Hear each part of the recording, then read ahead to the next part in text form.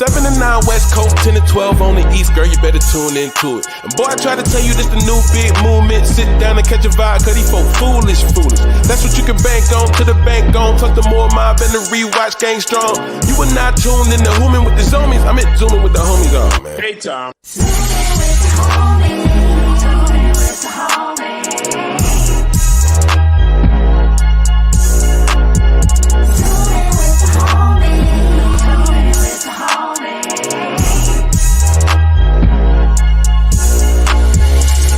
Yo, what's up, people?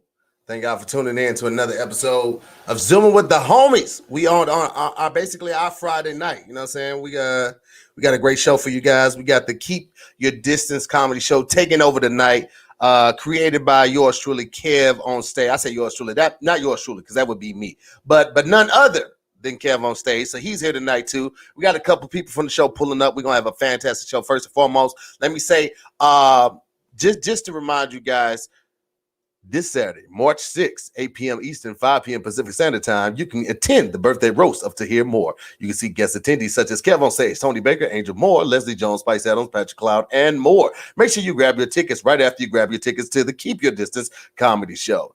We have those commercials coming through. I had already paid for them, so it was like I had to use them. You feel me? So that just had to go down. Ladies and gentlemen, we got a fantastic show for you guys tonight. I mean, a fantastic show. Aside from the amazing guests, we have KevOnStage here. He done lost a little weight, so he feeling himself. You know what I'm saying? He riding the Maserati, goes riding the Rip. It's been crazy. It's been crazy. I want to give a big shout out to the Moore Mob, the Scary Squad, Rewatch Gang. Thank y'all so much. And we gonna go ahead and kick this show off just like this. Ladies and gentlemen, let's get it going. I'm gonna bring some people to the chat or to the screen real quick. Okay, there we go. Ladies and gentlemen, we got some of the people from the show that you will see tomorrow. If you've ever already got your tickets, you know to grab those tickets right now. You can get them from KevOnStage.com. And this is Keep Your Distance comedy show. What volume is this, Kev? This is volume 13.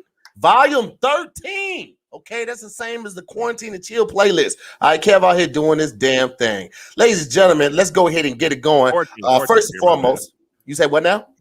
Volume 14. Volume 14 is actually one more than the Quarantine and Chill because he's a hater and he wanted to just show me up like that. I just want to clarify that. Once I doubled, I was like, oh, we tied it. Let me just make sure it's not. Why you like, you know what? I just want to be better than you.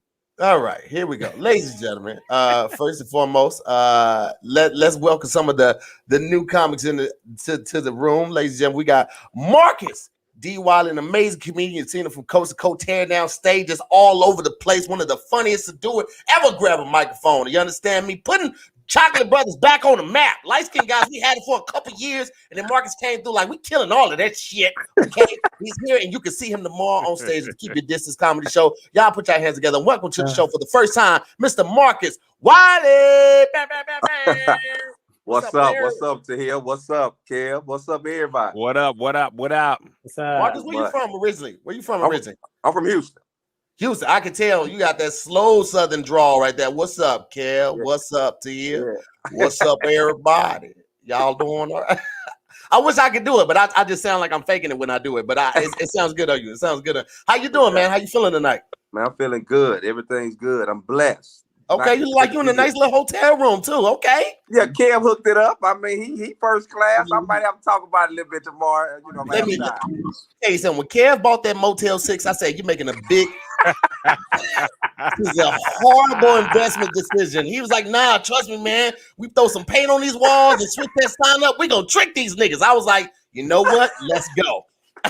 Well, he definitely got me tricked. I'm telling yeah. Hey, just sleep on top of the covers. We're going to keep this thing moving, ladies and gentlemen. You know what I'm saying? We're going to have a great time tonight. We just had another person pop into the room. We're going to make sure we introduce her right. Ladies and gentlemen, before we get to her, though, this next gentleman, I don't know if he's in protective custody because I tried to find him on all social media and I couldn't do it. I had to Google him. You know what I'm saying? I had to Google to get a picture of him. When I found a picture, I was like, damn, this nigga, he's adorable. He has amazing pictures online. Y'all put your hands together for comedian stylist, hilarious, amazing writer, actor, comedian, stand-up, all of that. Town down stages from land to land, sea to sea. Put your hands together, make a lot of noise right now for Feraz Ozel. Hey, what's up? It's Feraz Ozel. Feraz, that's what I said. You know what? You know what happens is the phone's autocorrect corrects it to feral, like a fucking animal. So, and so maybe your phone was correcting it for feral Ozel. Nah, Feraz, that's not what happened. To hear his body was like, his mind was like, I would mess up my own name. That's just kind of my thing. Okay. I mess up a lot. Okay, yeah. I own up to it, but I will mess up everything. You show me the too fast, and I'm like, what does Tahi mean? I'll be like, that I will mess up the. I will definitely call the Tahi in a heartbeat. Okay, good. Right on. I was just trying to give you a little out, but it's good to know Kev's up there. I own up to it, man. I own up to it because I need to do better. I'm too old. I'm 58 for us. I'm 58. I need to do better. How are you, sir? I'm good. I'm doing pretty good, man. Pretty good. We got a new puppy at the house. So then. We've been working on this puppy. He got a dick infection. Had him for 4 days. He got a dick infection. So I don't know what he's been doing wherever he came from. He was just railing out some ratchet ass pups and wherever he came from. Was he humping that he got a penis infection already? I don't know, man. But like father, like son. We like to keep it. We like to keep these traditions going in the Ozel household. So Feraz, would you say he was out there raw dogging? Hey. Is that a dad joke? That's Kev's idea of a dirty joke. Like that right there is that's as dirty as Kev gets. That's as dirty as man. Feraz, we're very excited to have you, man. Thank you so much for wait, do you have an Instagram? Because when I typed your name in, I couldn't find it. Yeah, no, that makes me be a little, I don't know why that is. Yeah, my name, Feraz Ozel, is the handle. So if you just do Instagram.com/ he was looking for Pharrell. That's why. He was looking for That's Pharrell. not what happened. You shut your McRib eating self up. That's not what happened. Yeah. Shut it up. Anyway, let's keep it moving, ladies and gentlemen. This next young lady I've had a chance to check out at what's the joint in North Hollywood? Ha. All right. Did a thing up there. Yeah, I peeped you from the back. I don't do a whole lot. I just be peeping. I'm like, okay, I see what's happening. I see what's moving, all the new people. She's actually in protective custody right now, which explains why she's doing a show from the inside of a cave. No, we only have one plug. When I turn the light, it's too bright. So the light is too bright? Yeah, see, look, when I turn on, let's see. It's too bright. No, that's better though. That's actually much better. That's actually much better. Oh, okay. Yeah. You look like you ain't supposed. You look like you ain't supposed to be on the computer right now when the light. That's what I thought. I thought she was still staying with her mom, and her mom was like, "Now don't let me see your ass on that computer." And she got on the computer phone. Anyway, ladies and gentlemen, new comedian in the game, but been destroying it. Got respect for some of the OGs in the game, doing her thing. As I said, I seen her rock out at the Ha Cafe and did her thing. Y'all put your hands together right now. Make a lot of noise for the first time. Amazing actor, model. You hear me? Comedian, writer. Put your hands together for the content creator, Bria Janay. What's poppin'? Thank you. You're welcome. I did a lot of big ups right now. Like then they come in tomorrow, they're gonna be like, "Oh, he bigged her up real. Let me see what she gonna do." You better come with that fight. I'm just kidding. It's a wonderful crowd. They're gonna love you. They're gonna absolutely. And I'm really excited. Awesome.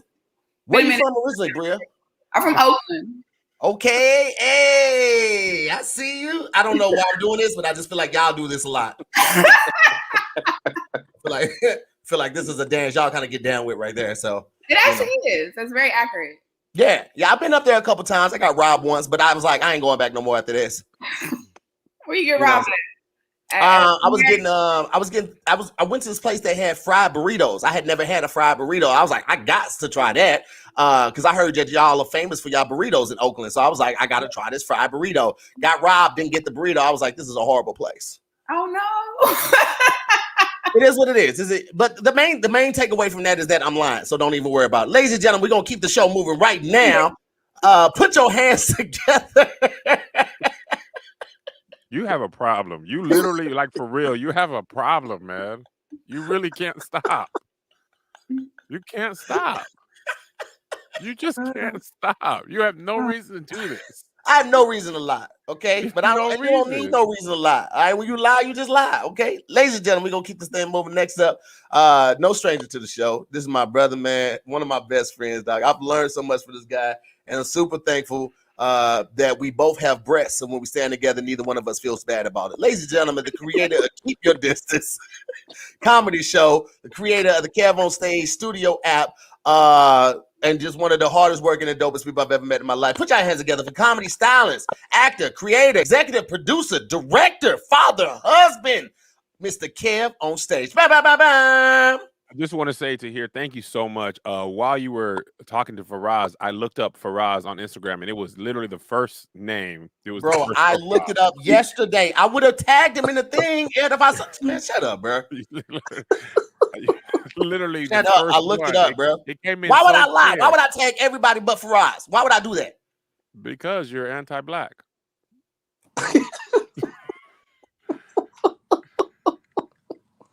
And low key to here, I ain't gonna hold you. When you said fried burrito, I said, I would like to try that. I've never heard of that. Hey, I tried it. I ain't gonna even hold you. That fried burrito was fire, my boy. Is that a real thing? That's a real thing. I'm not even kidding with you. That's definitely a real thing. Oh, it's not in Oakland? No, it's in Oakland. So well, they had one. You go to one downtown? I think I was in Sac. I might have been in Sacramento when I had it. It's a place in Sacramento does it. Yeah, yeah. I was lying about the rob thing. I was lying about the robbing thing. I didn't get robbed. Well, yeah, I don't think anybody gets robbed in Sacramento. No. It's not even a big enough city for that. Yeah. They got an amazing airport for it to be that small. Great airport. It's the capital. It's the capital. So they was like, yeah, we're gonna do it big. And everybody's like, yeah, we're still not coming. Let's go ahead and kick the show off, ladies and gentlemen. We have a fantastic time tonight. We might have one or two more people pop up. Remember, this is an amazing free nighttime show. So if you like what you see at any point, you can go ahead and tip out the guests that are here tonight. I'm going to ask all the guests to change your name to your Cash App, and they can bless you with a little something. Or if you want to change it to your name for the discount code, they can buy the ticket and use your discount code for the show tomorrow. You can do that as well. You have a lot of options here on Zoom with the homies, but the main thing is to have fun. We're going to have a fantastic time. You see Kev is getting drunk right now on nectar. That's chocolate strawberry nectar that he's sipping. He is going to be chocolate wasted in a minute, ladies and gentlemen. But we're finna get a great show off the road and going. First and foremost, who's excited about tomorrow? Who's going first? That's what we need to talk about. Who's going first? Nobody wants to go first on the comedy show. Nobody wants to go first, man. I'd be nervous. I'd be like, man, just get it over with. Like, but actually, with this many people, well, I don't want any of y'all to take it because I ain't set the lineup yet. But prime real estate is like third. Yeah, absolutely. That's classic. Prime real estate is third. First is tough. First is tough. Hosting is the toughest. And especially doing Keep Your Distance in the wintertime. It's cold in LA, you know, relative. And people be like, man, it ain't nothing funny. I'm cold. Nothing funny. Oh, yeah. Too cold, too hot. Nothing's funny. I used to get on a lot of shows that I was not booked on just by going up to the booker and be like, hey, I open up. Man, I'll bite that bullet. I'm gonna do it tomorrow. I'm gonna act like this conversation never happened. I'm gonna go up to Kev like, hey, I'll go first. If you need somebody just bite the bullet, I'll go ahead and bite the bullet off if you want me to. Just to get it out. Because I know I'm rusty. I got new jokes I haven't tried out. I'm nervous about them. I know I'm nervous. I was telling them to my wife and my butt cheeks started sweating. I was like, I am really nervous. Yo, that is the worst. I feel it is literally about to be a year in about 3 days, a year that I have not done St. Louis more than 15 minutes of stand-up. St. Louis was our last day. That was the last day on our tour. For real? Yes, man. I haven't. All I've done this whole pandemic is keep your distance. I stay. Well, that's all you've had to do, Kev. You haven't had to do anything else. I didn't do the Zoom shows. I was offered them, but I was like, I'm not finna bomb quietly. It's a weird, it's a weird feeling when you bomb in your own bedroom. Oh, you know what I mean? where do you go? And then you just log out and you just feel sad in the darkness of that is your home. Listen, it's a different type of boo when somebody type it out. You hear keyboard going B-O-O-O, B-O-O-O, B-O-O-O, exclamation point. You be like, you know what? Y'all be good. I'm gonna go kill myself. Y'all be good tonight. All right. B-O-O-O, B-O-O-O. And it's like, boo! Fast boy. Yeah. So I Yeah, average about 2 or 3 Zooms a week. Yeah. Shows? Oh, wow. Shows. And I just got I just get to the point where I don't care. I think that's what you have to develop. You don't care about I'm just talking. It's not even comedy. I'm just talking to people. You know. Marcus, you sound like a teacher that has come to the end of their strength. Like you like, I don't even care. If y'all learn, y'all learn. If y'all don't, y'all don't. You don't sound like a tenured professor to hear.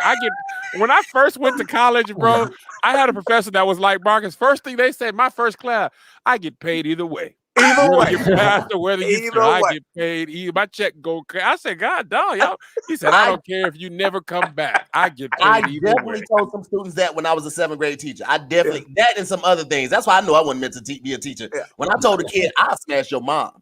Whoa. And You weren't reprimanded for that? And meant every word of it. His mama came up to the school when he had to pick up his books. I was like, own it. You understand? I told him from jump, I was like, you keep playing with me, I'll be your stepdaddy. I got a stepdaddy. You can have 2 of it. Keep playing with me. I was bringing home that wide rule, college rule paper. I bring home pencils and shit. Your mama ain't never had somebody like me. You was dirty macking with wide rule paper. You got to know what you can do. Listen, you'll never have to go to Staples again, baby girl. I know what I bring to the table. Hey, that's what every woman wants to hear, baby, right there. No, it's not.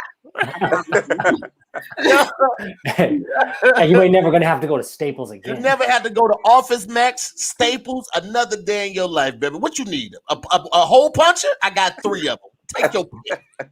I got a matte black shot with a 3-hole punch. I got a matte black one. Just got it out the shop. I'm about to lay the roof back on the make. Okay. Tahir, what did you teach? What did you teach 7th graders? 7th grade science for 3 years, buddy. How? Wow. You lasted 3 years in middle school? Yeah. I lasted 6 months. So here's the thing. I was in Missouri, or St. Louis specifically. You only needed, I think, 40 credit hours to qualify to be a substitute teacher, right? Yeah. So I'm still in college.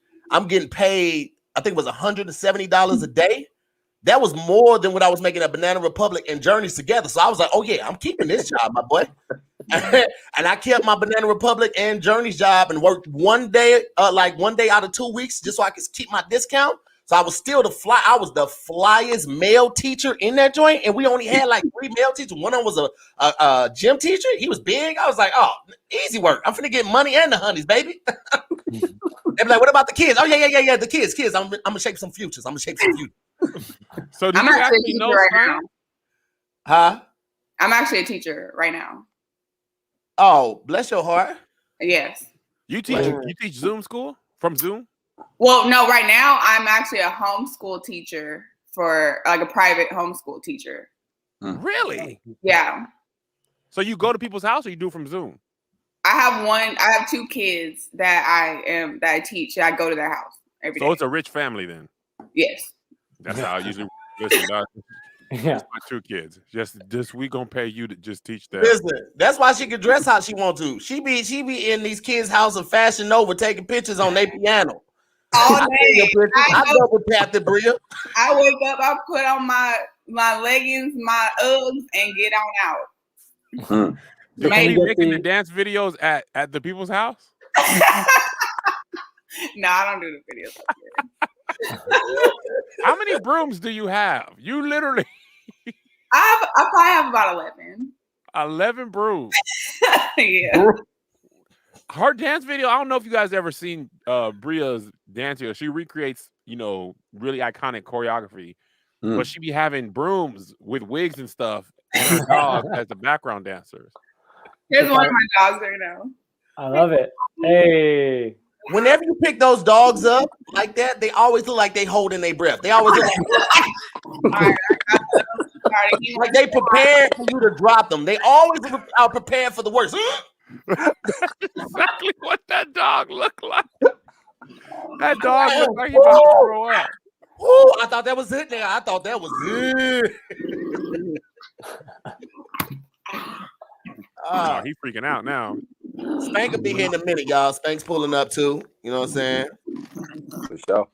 I'm be talking. Did you actually know science when you was teaching it, or you just was like fumbling through? No. Science was always one of my favorite subjects in school. Always. I was in National Honor Society for my great grades in science. I took advanced chemistry and everything. Like I love science. Really? As I remember it. Yeah, absolutely. Chemistry, one of the hardest subjects I had in my life. I cheated my whole way through chemistry and got a C. And I was like, this is you called it a blessing.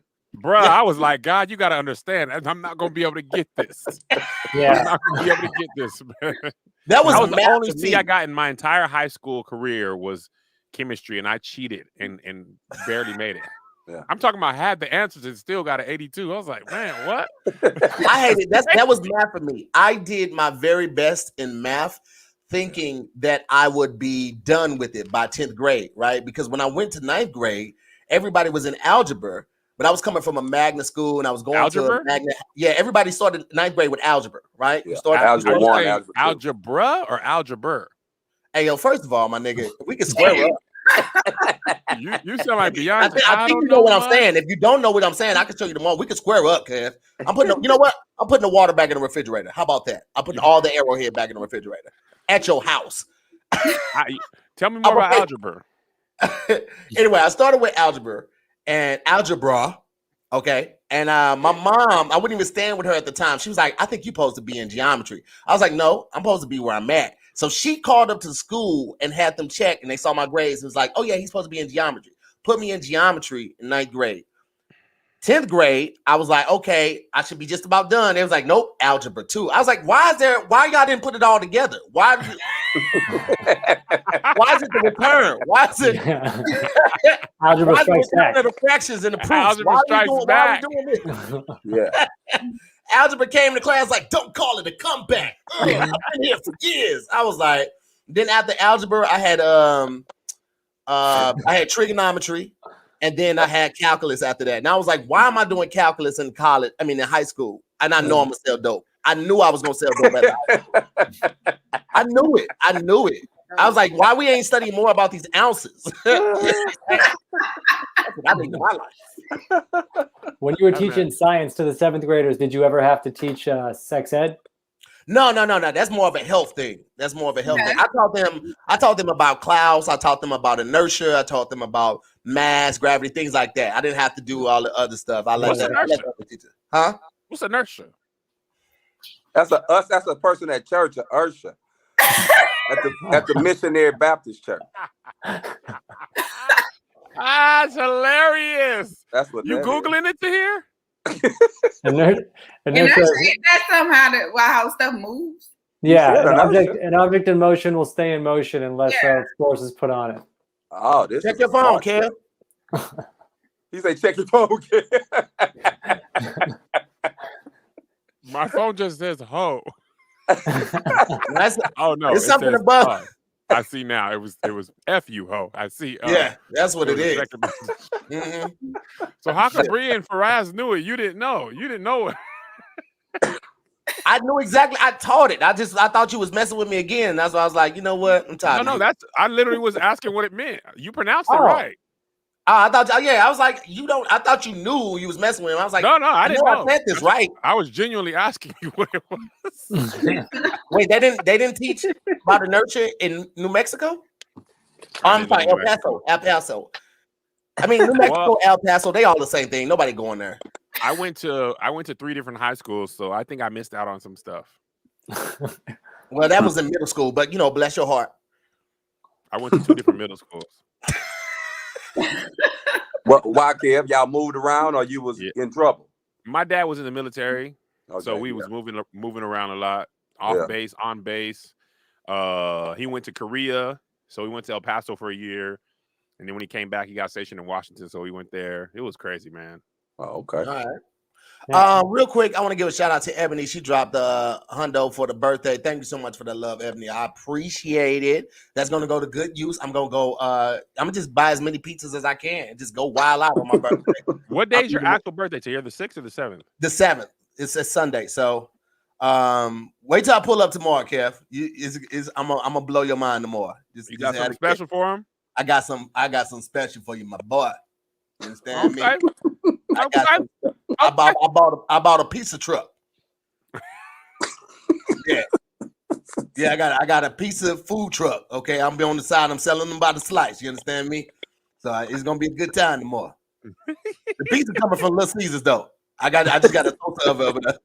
You gotta we gotta have the show in their parking lot though. You can't travel. You can't deliver Little Caesars.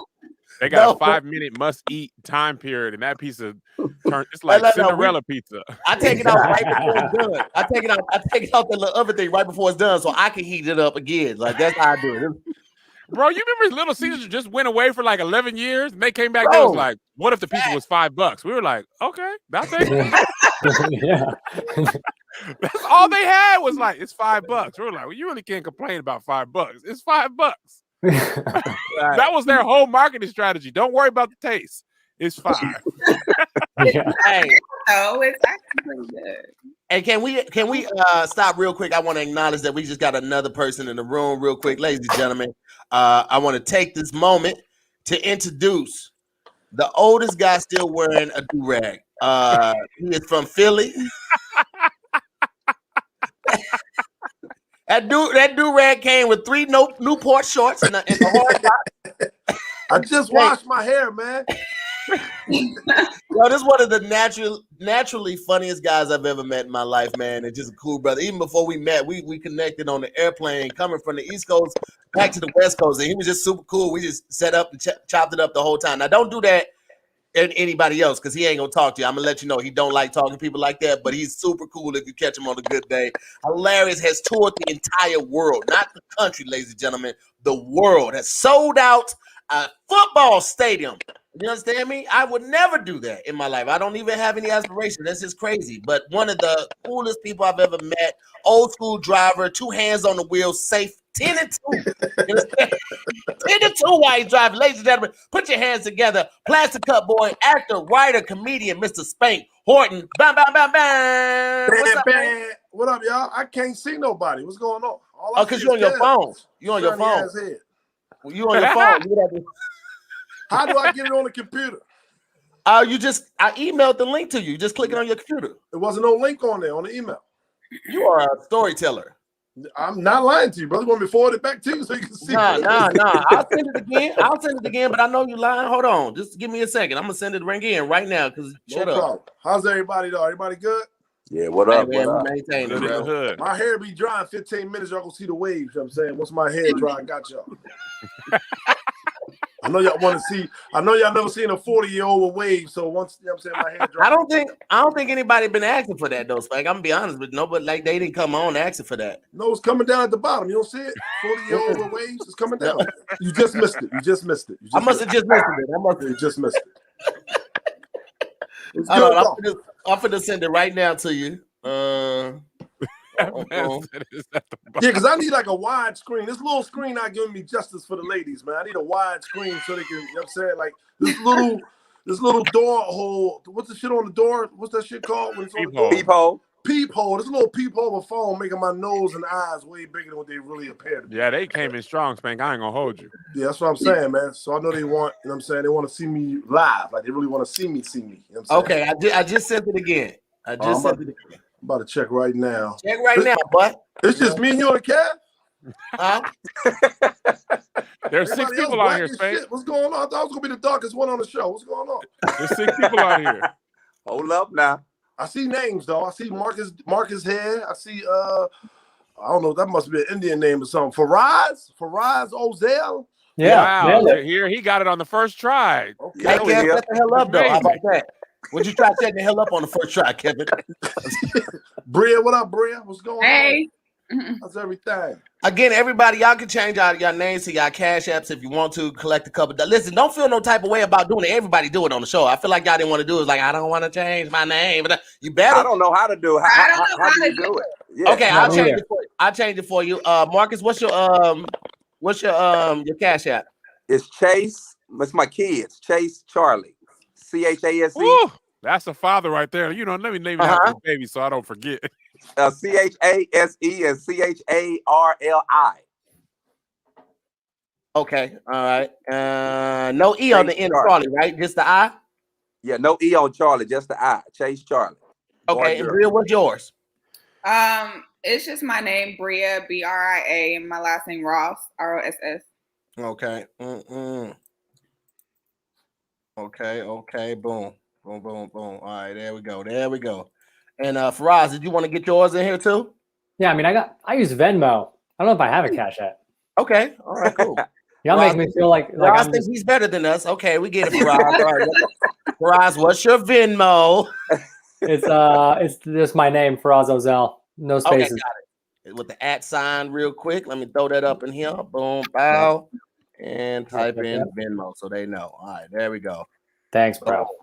Gotcha. And now Spank is back. Let me see if he's on the phone. Okay, here. Okay. All right. First of all, Spank. Yeah, here we go. Now we rolling. Hey. I don't know what you've been on. I didn't know Pornhub was doing. Oh, I thought this was the porn zone. My bad. This was the porn zone. Damn, this is the comedy zone. My bad. Let me change that. My bad. Oh, that's good. I swore. Hey, Kev, I apologize to the church folks that tuned in. I apologize. But they know what's going on, though. But I apologize to the church folk out there. Let me go ahead. Hey, listen, he ain't running around here calling himself Sweet Dick Willie. That's you, Playboy. Let me go. Can you imagine Spank tithing in the church and writing his name down as Sweet Dick Willie? They'd be like, wait a second, hold on now. I mean, we thank you for the $1,000 donation, but brother, you can't. Hey, Ernestine gonna put extra money for the tithes, though. Ernestine gonna put some extra money in there, though. Ain't that right, Kev? Listen, all I'll ever say about that is Children's Church was full. Children's Church had a mass choir. Somebody was doing something. Yes, sir. All right, there's still some people missing. I'm not the only one leaked. That's good. That's a good thing. Nah, I think it's just you, Spank. Wait, was it somebody else? No. The other people was like, they ain't respond. They ain't say nothing on that. Oh, damn. They didn't even respond to you. Damn, okay. But you know what? It works, though, because if we had everybody that was on the show on here, man, it would be chaos. We've done it before. I think there's 4 to 5 people on the show. It's a perfect number, so it doesn't get too chaotic. People just be in the comments like, that person's quiet. Or it's too many people talking. You can't find it. Hey, Spank, before we get started, I want to ask you something, because me and Tahir, and I don't know Marcus or Feraz or Bria if y'all went overseas, but me and Tahir did, I believe, only Toronto and London and Birmingham. And a lot of even the black jokes did not correlate over there. There was a lot of cultural differences. Mm-hmm. Spank, I know you went to like Switzerland and all that stuff. Did them jokes, did you have to switch it up, or did the people get the jokes everywhere you went? Because I was surprised in other countries they was not understanding what we No, I bombed for everything. I ain't switch up nothing. I bombed over there. I ain't switch up nothing. I say, hey, man, listen, this is what it is. It's not meant for me to be international, Spank Horton. It's meant for me to be local. Basically, you just got to slow it down for them. Basically, you got to slow it down. And like when you name things, you got to watch the names. Like I used to have a joke about elementary school. And when I said elementary school, they didn't know what the hell I was talking about. So they said, don't even say elementary school. Say grade school, or when you was in the first, second grade. Just you got to limit stuff. But then it was another thing where I don't think they get A's and B's. They get like numeric. It was a lot of things where I know I did have to change, though. I definitely had to change all the time. Yeah, the research definitely comes in handy with that kind of stuff. I did a world tour in 2018. So I did like Europe, Malaysia, Australia. And I did better in England than I did in Australia.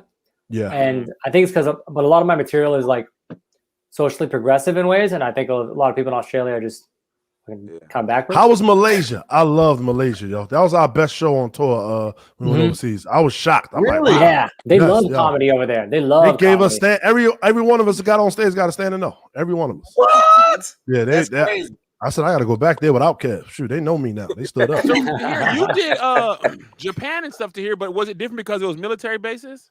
Yeah, so some of those shows were great. Some of those shows were horrible. One of the worst shows I ever had in my life was over there in Japan.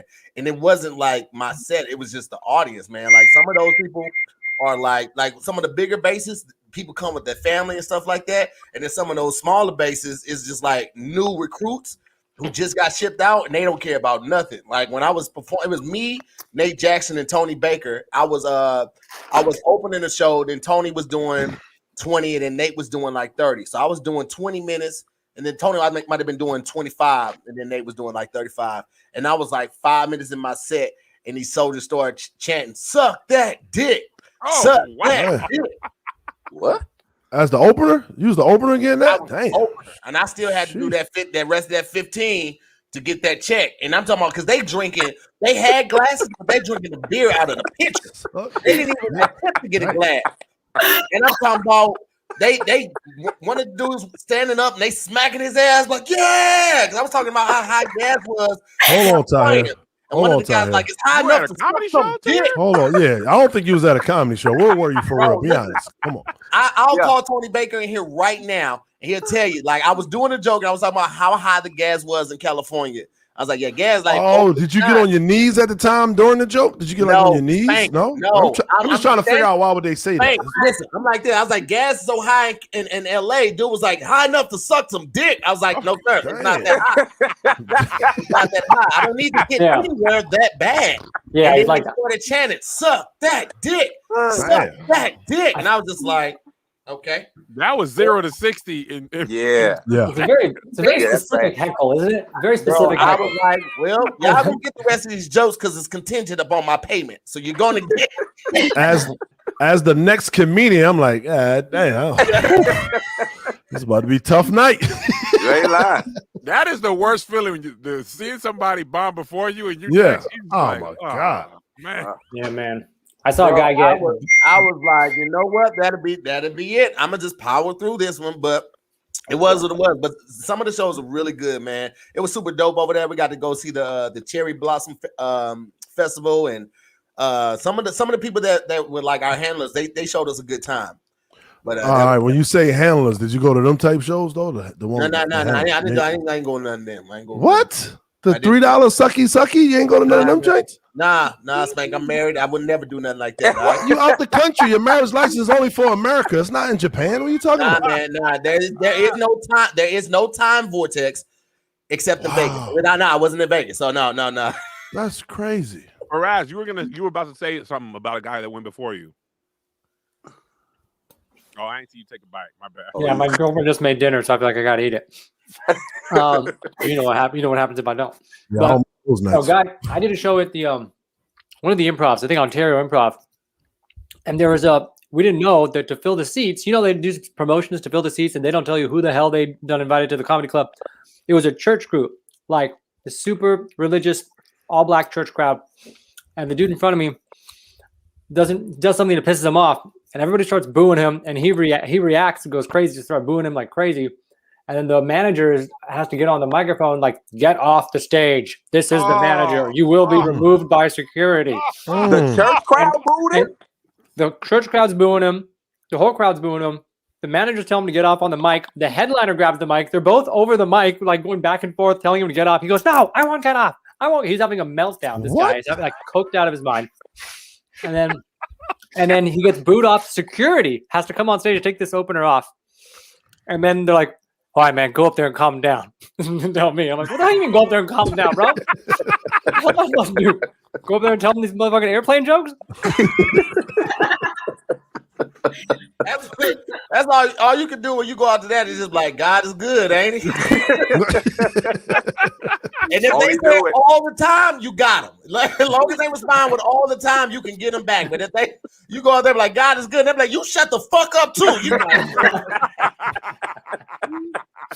Yeah, man. I went up there and I pandered like my life depended on it, bro. I was like, ooh, I'm not Christian, but man, do I wish I was. Y'all the best. Oh, that Jesus guy, huh, guys? Hey, man, I've heard good things. I've heard good things.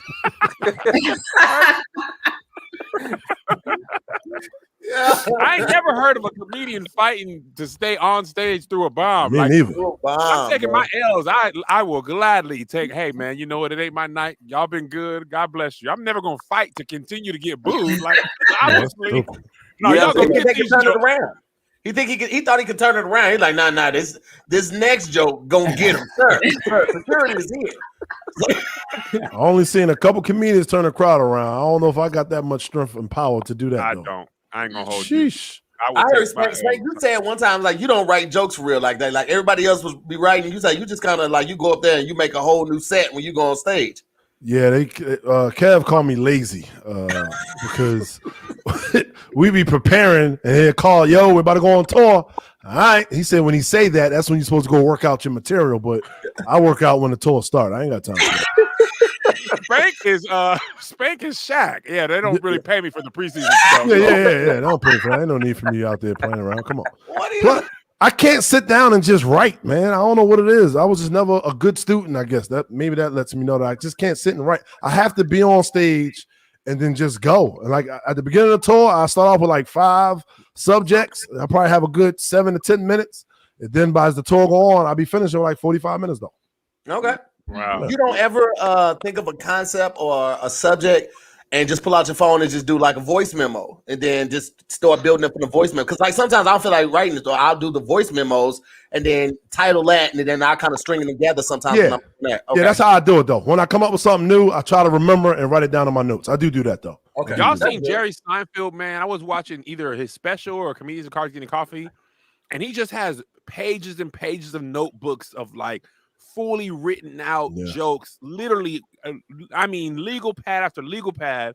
I'm more like Spank and kind of a mix to here.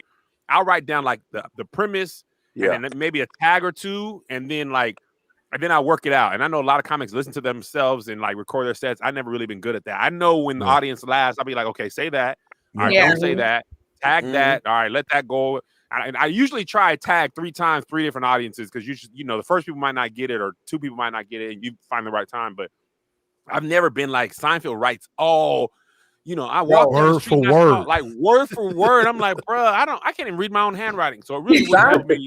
Seinfeld is like the Eminem of it. Like Eminem said the same thing. Eminem had like the notebooks, all of that. I feel like that's what Seinfeld. So what's the deal with orange? Why is it doesn't rhyme with anything? You be like, that's the Eminem verse. That's just like him. Yeah, I could never do that.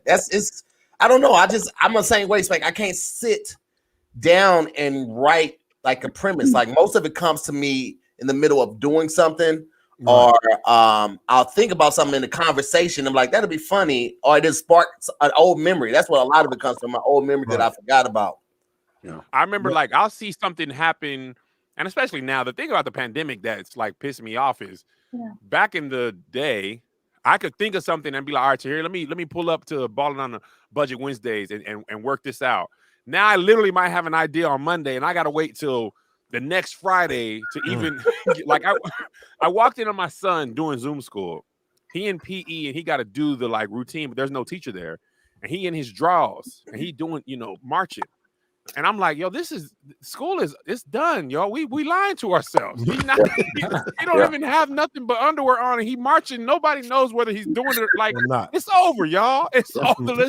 It's over. But now the show's tomorrow. I thought of this last Monday. I'm like, I don't even know if that's funny anymore. You know what I'm saying? I should have been done this 4 or 5 times already. Now I ain't even got no confidence in it. Now at the end of your joke, you're like, yeah, you had to be there. You had to be there. Don't lie. You had to be there, man. Even as I was saying it out loud, I was like, yeah, well, I'm gonna delete that off my notes. Listen, that was one of the best part about working at the jail. I worked at a jail too for like 2.5 years as a teacher when I moved out here. And that was one of the best parts about working at the jail. I was like, man, y'all finish y'all work. I'll go ahead and throw y'all a couple jokes. I was going in there like I was the man, and I was trying all new material on these guys. And I was like, y'all might as well take it here. Most of y'all ain't gonna get out for 3 to 5. Y'all, this is the best you gonna get. And they would tag up my jokes. You know that EBT I was card? just ready to say that. Oh man, I had to talk about EBT. And like how people like to go shopping with you when they let you buy some of their stamps. They be like, we ain't no team, right? And I was telling them a joke, and they was like, EBT, eating better today. I was like, nigga, I'm stealing. He like, hold on, but I'm in jail for stealing. How you gonna steal me? I'm gonna steal my joke? You gonna steal my joke? Like, nigga, you won't use it for 10 years. You wore somebody's face. Hey, Feraz, you were gonna say something about how you build your jokes? I was gonna say first, like it's frustrating how you can't test them out, with so much time. And I don't know if this is happening to any of you guys, but because I haven't been able to go and test the jokes, it's almost like I'm having less inspiration moments. Like normally when I'm in the mix, you're doing a stage every other night, you're on a stage, you know what I mean?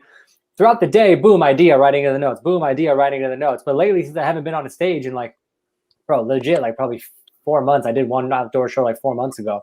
Wow. It's like that part of my aha brain that makes me think of premises. I feel it quieting. Like it happens. It's just way less frequent and it sucks, Yeah. But, so I'm stoked for the show tomorrow, baby. There it is. I'm a bomb tomorrow, so let everybody know that. I haven't performed in 3 months. I'm a bomb tomorrow, so let everybody know. Yo, I ain't gonna hold y'all. People think I'm lying. On the Thanksgiving show of Keep Your Distance, I thank God every day it was the one we didn't tape live. I took a hot L. I'm talking about it was an old school 3 weeks in the comedy. And the thing that was so hard, Tahir was there, Tony Baker was there, my wife. I'm looking in their eyes, and they're just like, I can't even give it to you, Kevin. I was like, a courtesy laugh. They was like, I go to the show just to lend my laugh. That's the whole reason I'm at Kev's show. I go to Tony's show just like, nigga, get him, Kev. Like I go just for that. And Kev was up there. I was like, hey man, get off, bro. Hey, shut up, nigga. I was literally bombing in slow motion to where in my head, I'm like, oh, this is happening. No, this is definitely happening right now. So I'm like, okay, I'm going to go back. I'm going to pull my closer from last year's tour. Let me pull that forward. This ain't never lost. Pull that forward. It now lost. It took his first loss. It got choked out. It tapped out. I was like, ooh, okay, well, shoot. If they ain't go for that, man. And I'm talking about, I opened with the bomb. First person out there. Listen, we had to go back up. We had to go on stage, reset the room with 20 people. We had to format the SD cards. We had to delete it. We played some music after Kev went off. We played some music just to kind of reset the energy because we didn't want to finish the show with that energy. He just stunk up the place. Jesus, man. In real time, I'm like, okay, I'm gonna cut this out. Ain't nobody ever gonna know this happened. Like, I'm now, talking Marcus, about. What's up? I just I just lost it. Somebody said that you were the professor at TSU. Was that true? Yeah, I'm a professor at Texas Southern University. What? Oh wow! Oh wow! Yeah, I came. Matter of fact, when y'all was on tour, I think it was y'all first tour, Kev. Yep. I was there and I came by, to say what's up to y'all. Y'all really played me like I was weak. I just kept going. But yeah, y'all didn't even say nothing to me. In Hollywood, wow, that's crazy. Yeah, they did, Spank. They at my university now. Watch this here. This is my alma mater. Okay, this is where I made a name for myself. I'm the professor of the year. I'm all that. Kevin to here just walked by me like, yeah, what's up, good? I mean, like, I'm gonna be honest with you. It probably wasn't Kev. Kev was getting pulled in a lot of direction. I know I was an asshole that day, and I remember exactly why. We had ordered food and my Chipotle didn't come. Now, I'm gonna be real with you. If I don't have my food a certain way before I go on stage, I'm not cool to be around. I'm one of them dudes that's like, yo, I have a regimen. Before I go on stage, I gotta eat. I gotta eat enough time to get that out. I gotta have a pregame poop before I go up. Now I had to order something else, right? And the food gets there 30 minutes before showtime. I'm opening up. I'm hosting, right? So now I got to scarf this down, and I don't have time for my poop. So I'm going on stage with this extra weight. I didn't have time to talk to nobody, Marcus. I'm gonna be honest with you. It was nothing personal. It's just like you caught me on a shitty day. Literally, right? Literally. That's real. I remember all the cities where I had bad food problems, and TSU was one of them because they didn't know what building to come to with the food. Oh my God, that doggone TSU is impossible to find. I mean, bruh. Yeah. It's the Uber people be like, we don't know Houston. They just be like, bro, the building is huge by itself. They was like, I don't know, man. He called, he was like, bro, your food right here. We were like, where? He's like, nigga, in Texas. Come find me. Yeah. Nah, yeah. TSU is really right in the middle of a neighborhood. Like, there's literally houses right there. It's crazy. Yeah, it's in the hood. It's yeah. Tahir felt right at home. I did. You know, I love the hood, my nigga. I was out there trying to buy guns from niggas. I was like, I don't care if they dirty. I don't care if they dirty. I don't care if they dirty. I don't care if they dirty. What you got? What you got though? Bria, did you go to college? I did. I went to Georgia State University. Okay. Oh, really? Okay. Oh, okay. All right. But did you graduate though? I did graduate. Dang. Just asking. Look at Spank, but did you graduate though? Yeah, I'm a teacher, so I have to have a degree. Oh, you're a you weren't teacher. here for that. Yeah, you weren't here for that. You missed that. I wasn't late. Don't act like I was late. I was on time. It's just that y'all started early. Come on. He's washing his hair. Yeah, I was washing my hair. I'm trying to get the grays out. Spank has his full hairline intact, and I'm like, God, Holla at your boy. Come on now. I mean, it's all the way down good. It ain't receding on the sides, nothing. Mm-hmm. I can't wait till y'all call me in the interrogation room. I'm gonna show all my full hairline pictures. What you doing on the 17th? Oh, let's definitely get spanking this thing, bro. Oh no, I was just saying that just to go with the conversation. I want to say that was no, man. What you doing on the 17th? The 17th of what's this? April, right? 17th of April. March. Yeah, definitely March. Oh, we're in March. I don't even know the days. Let me tell you something. What day is it? What day is it on? That's a Wednesday. Oh yeah, during the week I'm good. I'm in the city. Put you down. That's how you know you get money. You can back out later. Mix up your days. You mix up the months. You get money. I don't know what's going on. Pandemic, I still feel like last year was 2019. Yeah. Oh yeah. Oh, bro, I'm turning 36 again. I'm not claiming it. No. That's not how my Jesus worked. I don't die. Last year didn't count. That. The devil stay busy. I'm not claiming that. That's funny. Hey, Spank, why you drive like an old woman when you in the old school? Yo, man, the handling on them cars, that's from 1969, brother. They don't handle like these 2020 cars, bro. I got to have two hands on. Spank is in the old school leaning forward like this. He had the Buick Skylark, red, killing it. Got the rims on it and everything. He on the 10. Bro, you might have just talked me out of getting one to here. I don't feel like having to be strong. Bro, they don't have disc brakes. You got drum brakes. Yeah, I got the 77 Monte Carlo. That's what I'm saying, man. It's tough, man. It's tough. Mine is a block long. It takes me 2 hours to make a right turn. I'm right here, nigga. Like 2 days. It's right here, nigga. Yeah, it's bad, man. They tough. I gotta do a lot of modifications, but we doing a show right now on it. I don't think I'm supposed to be talking about it, but whatever. We're gonna do some modifications and all that. It should be all right. I'll probably air like next year sometime. Or man, let me bring my car up and y'all do my stuff too. Hey, let's see what we can do. I think probably season 2, if we get a season 2. If we get a season 2, we're gonna start having like celebrity friends and all that. They come bring their cars. You know y'all gonna get a season 2 if you put Kevin Hart's name on it. Just put his name on it and then no, he's in it. He's actually in it. Oh, well, you got it. You got it. We've done some shit that didn't make it, bro. Trust me. Hey, I remember when Kevin bought all y'all the old schools, bro. Yeah. And I was looking at Kev because we were on tour when it happened. I looked at Kev. I was like, nigga, I had to nip that in the bud. Like, hey, I could get everybody a number 3 from Chick-fil-A. Nigga, we do not have it like that. I literally was like, I couldn't even make. I thought about making a joke. Like, what could I get him? Like shirts and stuff. I was like, man, nigga, I'll be good with some James. I'll be good with some James. Give me some James. I get y'all another show. We got a show tomorrow. I mean, you know what I'm saying? We got the whole weekend. You understand me? Man, all I was thinking about was the 5 heartbeats. When Big Red said, "What color do you want?" I said, "This nigga stealing money from us, man. this nigga ain't paying us like he's supposed to be paying us, man. What's going on, man? He probably got these shits gifted. Come on, man." Nigga, y'all know that was a write-off. Kevin said he was having the homeless when he bought the cars. Hell yeah. I remember one time he gave niggas a bonus check in the middle of the year. You usually get a bonus check at the end of the year just to write it off. He gave us one in the middle of the year because he knew he was going to do good. Like, what's this for? Hey, man, just a bonus check. Y'all niggas doing good. Fuck out of here. You need some more write-offs. Ain't nobody trying to hit it because you do your shit quarterly, man. I ain't going to hold y'all. I took Tahir, Tone, nigga, we went to Hawaii. We went to Spain. We went to Amsterdam. I was writing all that. Everything. I'm talking about. Lunch on me, dinner on me. I'm Uncle Sam. You gonna get what I could not possibly spend. I'll give it to you. Kev, aka Donald Trump, on stage.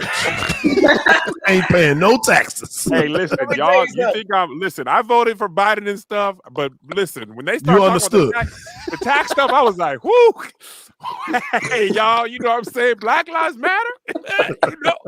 You know. I said, hey, man. You know what I'm saying? Everything ain't bad. Everything ain't bad. Listen, I might try a joke like that tomorrow. Kev was he was buying us all these tickets. Everything ain't bad. Kev, we only flying Delta. I love this. He buying Delta for everybody. I mean, 8 people at a time. I had no idea he was keeping all our points. We couldn't even keep our points. At the end of the year, we had 1 million Sky Miles. I'm not even lying to you. I checked my Delta mileage right before we did on this because I just bought tickets to go to Hawaii.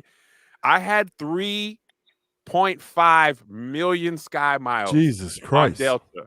Delta right now was giving you everything to not leave from the pandemic. They was giving you stuff as if you were flying. I hadn't checked in literally so long. They gave me some. Sure, bruh, I'm talking about. I just bought my whole family all tickets to Hawaii round trip, 7 of us for $78. Wow! Because of all the miles I had. But you took the family to Tokyo on miles too, right? Tokyo first class on first class the whole way. That was $118. Yeah, they ain't give me nothing. All right. Yeah, no, they give me, man. Check your mail. They sent off some Biscoff cookies. Oh, them cookies.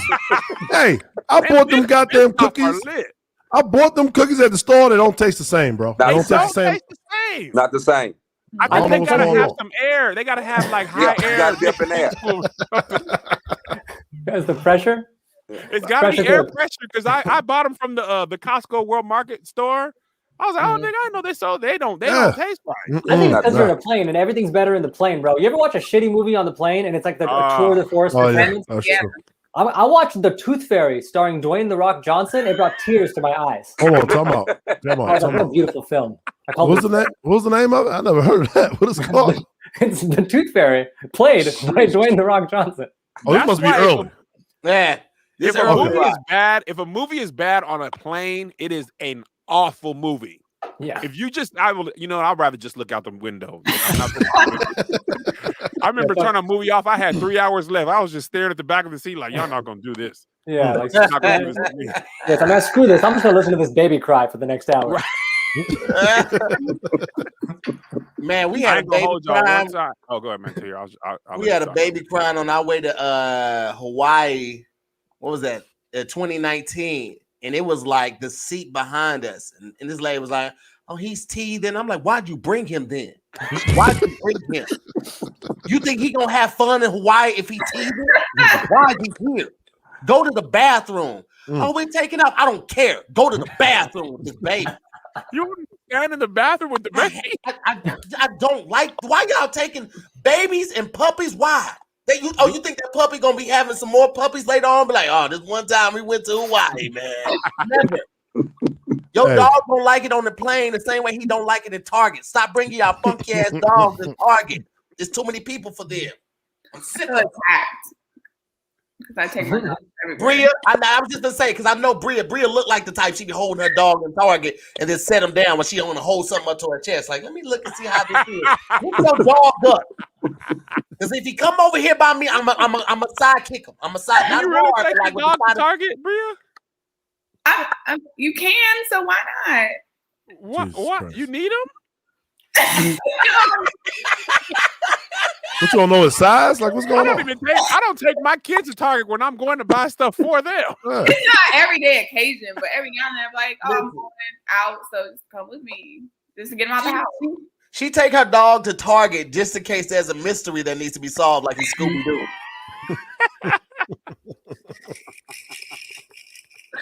That dog don't want to be there. He don't want to be there. My dog's going to be everywhere that I am. How many do you have? How many do you have? Dog out of the house.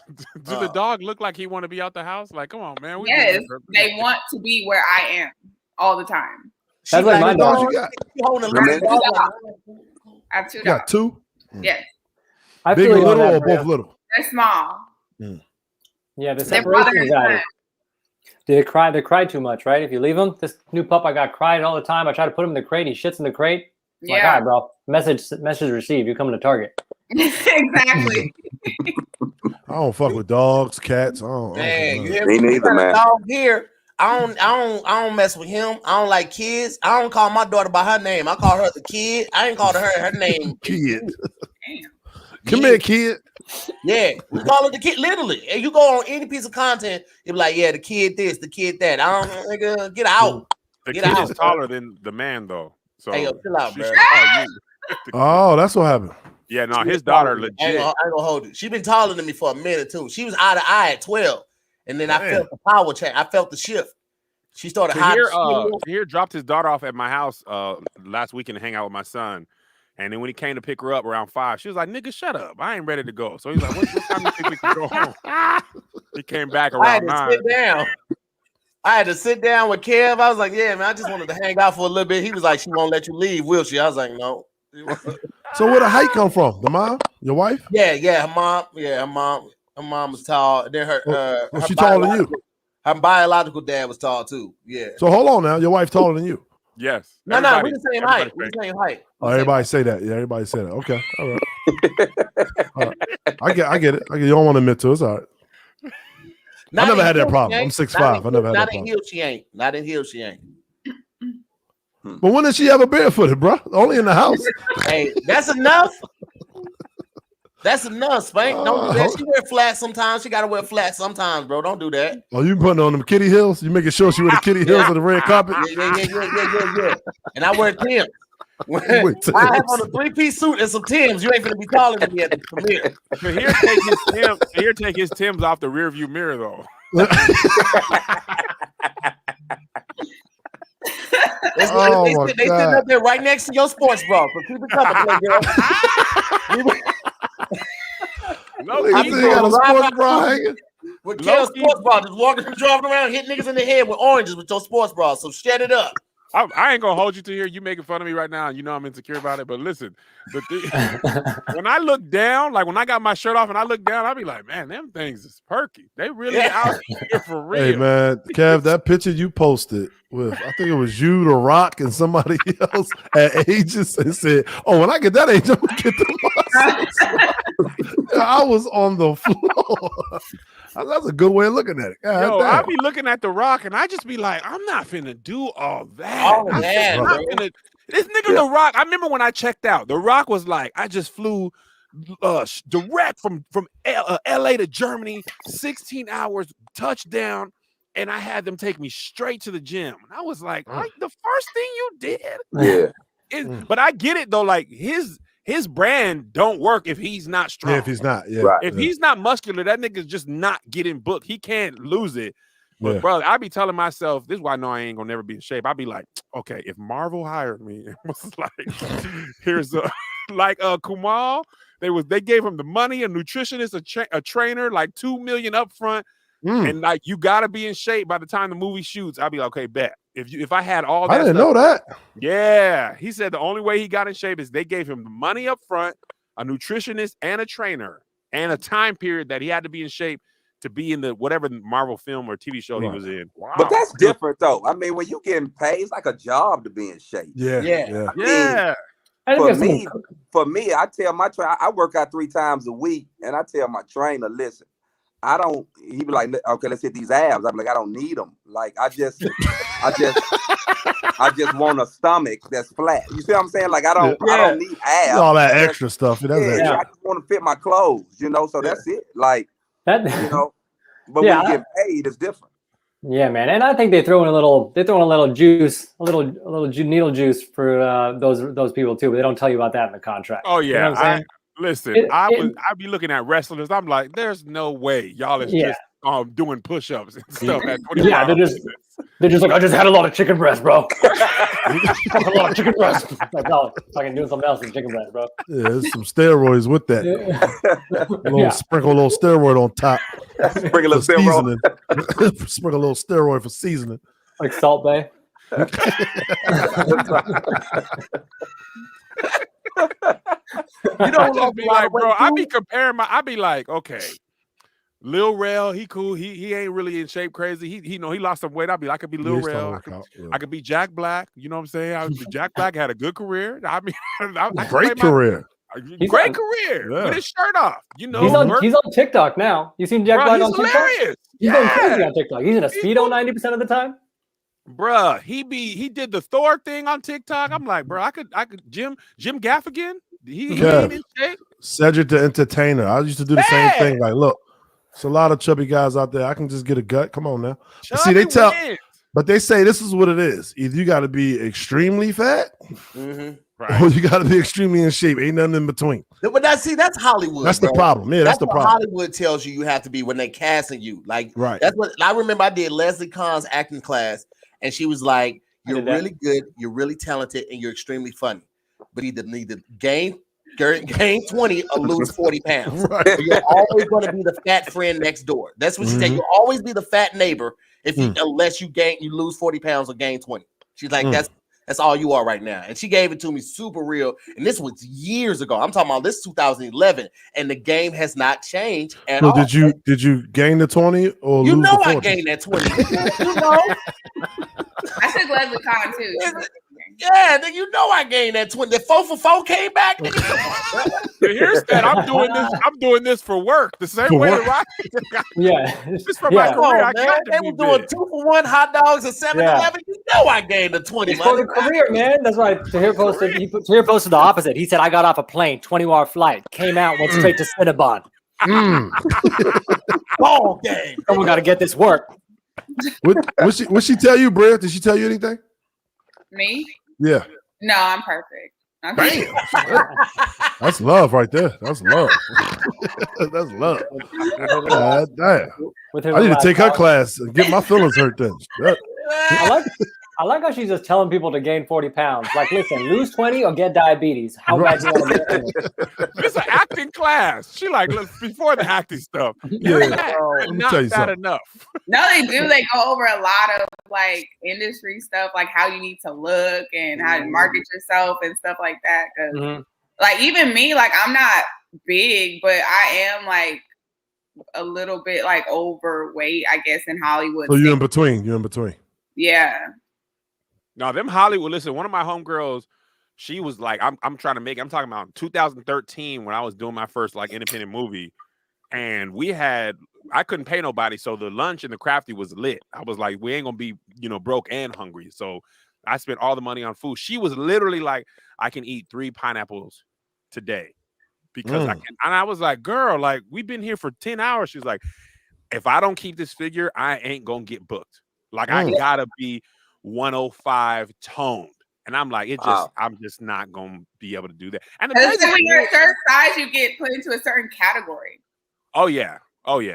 Like if you're a little bit on the thicker side, you gonna be like auditioning with big girls. Like, man, my agent sent me to this audition one time, and I saw like the breakdown of the character. I was like it said she was like real curvy, and I was like, I don't fit this. And I got to the audition, and I was auditioning with hella big girls, like big girls. I was like, bro, come on. Yeah.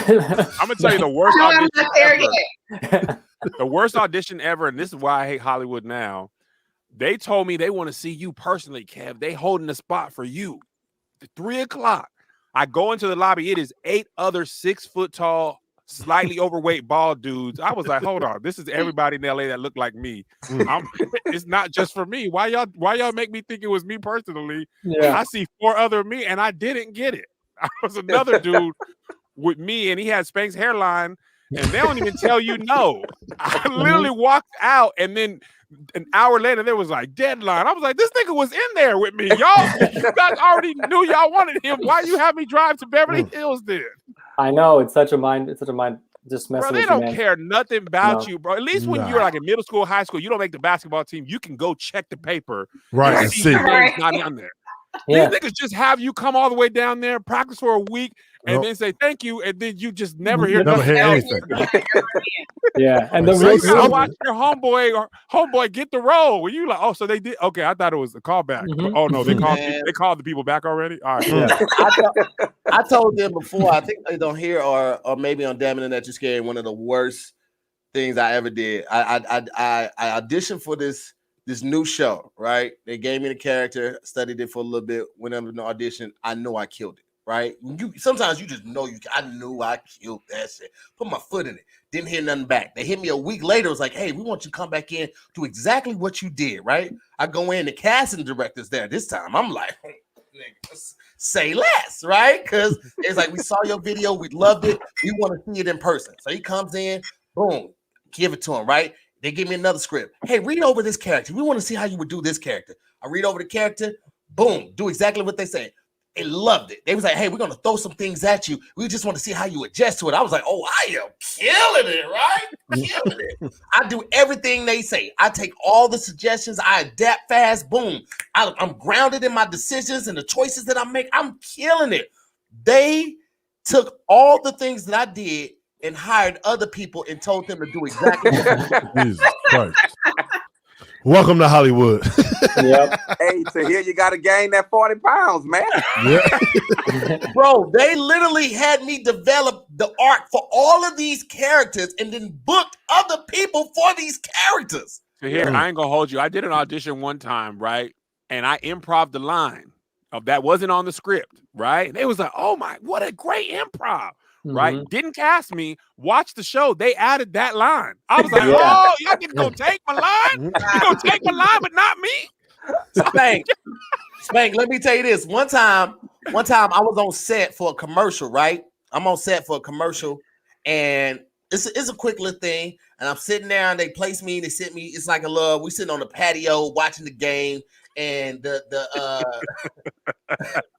main character on the commercial. He's supposed to, like, we cheered like the game. Oh yeah, and then we dap up, boom, right? And then we say something, and they was like, "Hey, we want to take the word out, like just dap up." We like, all right, cool, boom. So we do it again, boom, dap up. It was like, you know what? Let's lose the dap, okay? Let's lose the dap, and we just want to see your reaction, right? So boom, yeah. I'm like, right, yeah. Tahir, could you just sit there and just exist? Don't do anything. Don't move. Don't say nothing. Just exist, right? Matter of fact, let's get the camera off of Tahir. Let's shoot it dirty. Let's just get Tahir's shoulder, right? True stories, man. This all happened. Let's just get a shoulder. So they shoot it like this, and they was like, you know what? I don't like that shot. You know what, Tahir? We just want to take you out of this scene. I was like, but this is the only scene I'm in. They was like, yeah, we know. Yo, I can honestly attest. I can't name the place, but I was on set there. They really did Tahir like that. He forgot the worst thing they told him. We want to just frame you out. So he left. He was like, oh, like, okay, you know what I'm saying? He really is a team player. He go to Crafty, right? He chilling, getting some coffee, chopping up. They call him back. Could you just have your presence on set? Just be over here near the actors because we like your presence. I'm not gonna pick you up on the camera. I was like, oh, so I'm thinking, oh, so y'all want me to say something off screen? No. You're not saying anything. We just want you here for moral support. I was like, am I getting punked? Like, I felt like. So y'all really have to have some thick, tough skin. Oh, Marcus. My wife was shooting on a similar thing. She had lines, right? They tell her, okay, you know, she's saying the lines, and they're like, okay, hey, actually, could you just do mute happiness? And she was like, what's that? They were just like, just don't talk, but feel happy. Just look happy. She was That's what Hollywood does to you, dog. Listen, I auditioned for a role that said Black Guy number 3. Black Guy number 3. And everybody thought I was lying until I showed the sides and the audition tape. Online it said Black Guy number 3. And I was just like, boy, hey, if they weren't paying, I would have just submitted a tape saying, go fuck yourself. Man, I've been auditioning for years. Jamal, Leroy, and Michael, and they were like, just thinking of black names. We don't listen. Let's not name them. Let's just give them Black Guy number 3. I just like to picture you doing the slate before you read. Hi, Tahir, reading for Black Guy number 3. The slate feels so dumb because they make you stand up, say your height and weight, and then turn to the side. Like a mugshot. Yeah, I'll be feeling so dumb. Like, y'all, just leave me alone. I'm gonna tell you what's worse than that. I had to do one today, all right, for this Mountain Dew commercial. Fingers crossed. I don't care. I ain't gonna get it. Listen, they let us get one commercial every 5-6 years. I got mine. I'm thankful for it. I hate when they have us do the slate and then they was like, and pull the camera back and do a full body slate. It's like, fam, I list everything on my worksheet. I'm not putting no bottoms on for this audition, and all the rest of it is chest up. So I've been doing auditions and the loosest sweatpants. They've been getting all the prints, all the thigh knees. I don't care.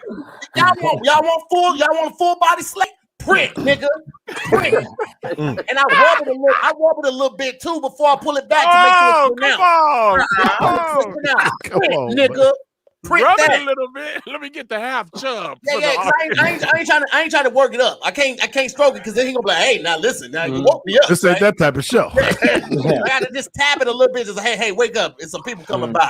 Get that semi-swole look. That semi-swole look. Your meme said you woke me up. Yeah, you woke me up. Hey, now don't you wake better me up use for nothing now. Come in front of me before I knock a wall down. I'm gonna tell you what's worse for me.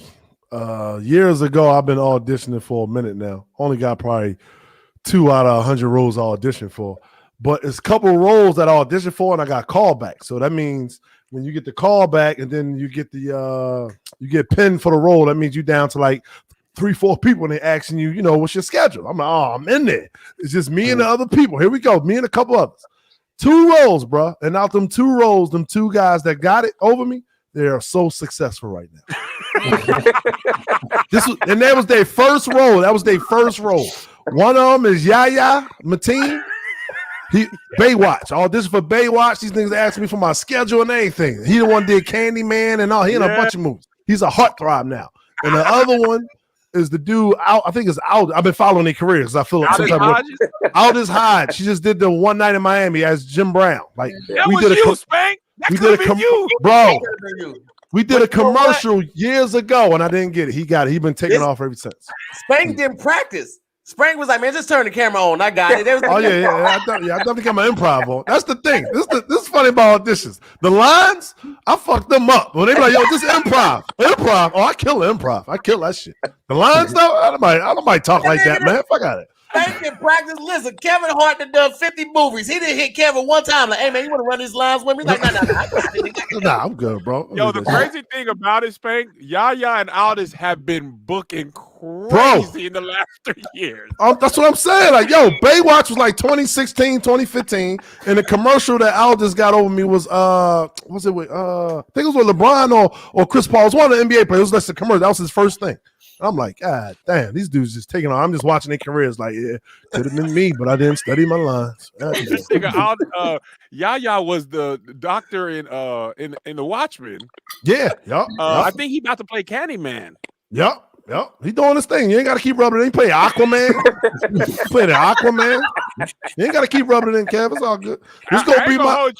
Okay, I'm gonna tell you this. Okay, I can't tell you who the people are, but right, I got a home person who worked for the studio, right? Mm-hmm. She dang, I was not trying to gender the person, but I already messed it up. So the people hit me like, Kev, they hit you, they want you. All you gotta do is do it. He's going directly to the producer. I'm like, what? Okay, I'm gonna do it right now, right? I send it in, boom. She like, they found an NBA player. I said, the role is for a football linebacker. It said 6 foot 200. The NBA player they picked was like 5'9". I'm like, why? You already had them. Just call them. I don't want to be the backup person until the real person says yes. Because they'll do you like that. They'll be like, man, hit this back. I'm gonna hit you. And if then they always call back after you done hold yourself out, getting excited. Listen, man, I thank God for Kev and this app, man, because I know I was getting on some people's nerves in Hollywood, bro. Like I feel the same way. Don't pin me, don't put me on hold, none of that shit. You either fucking with me, you ain't. Like I had got pinned for this show, some new show that's supposed to come out, and they was like, "Hey, they want to pin you for a couple days." I was like, "Tell them I'm not interested. I'm not good. I've been turning down so much that my agent hit me today. I'm gonna show you the longest message my agent sent me. Kev, he sent me a message like you sent me because I declined the audition yesterday because it was like it was only gonna be showing to like 40% of the US and it was only gonna run for like 4 weeks to possibly a year. And I was like, "That's gonna be a buyout. You want me to do all of this stuff and remember these lines for a buyout? You ain't gonna get. I'm good, bro. It's an easier way to make that the little money that y'all gonna try to wave in front of me. So he called me to text me today. This long thing.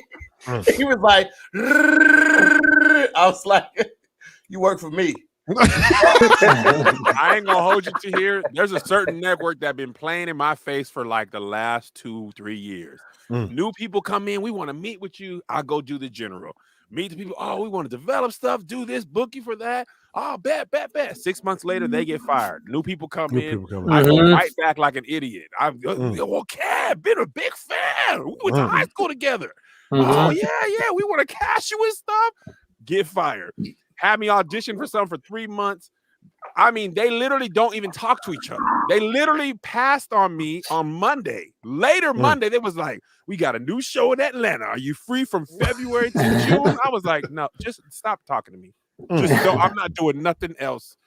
Don't talk to me at all." And they passed on my show at the same time. They was passing on me as an audition and then offering me something else. That's why I made the app. Y'all know. I got pinned for night school, nigga, and my best friend was the producer on it, and I still ain't get it. Come on, man. How bad can it get for you? Nigga, I'm so much on the inside. I knew who the finalist was. It was me, Little Rail, and Romney Mako, who got the part. Little Rail, I heard, turned it down to do another movie. So I was just sitting in the dust, I guess. They were like, we gonna go with Romney. Fuck Spank. I'm like, how you get pinned for one of your friends' movie and then nigga don't even pick you? God damn. Dad must have said, yeah, let's go with Romney. I don't know about Spank. I don't know him like that. Nigga, it's me. Spank, you gotta study your lines, Spank. You gotta study your lines, man. Yeah, I gotta study some more, man. I don't know what's going on, man. Jesus Christ. I cursed Kev out about that too. That's some bullshit, man. Fuck out. I cursed him out about that. You just laugh like, yo, you stupid. I'm dead serious. What are you talking about, man? That's the worst feeling in the world to get pinned for one of your friends' movie. He produced it. And he still don't put you in it. Come on, man. That got to hurt.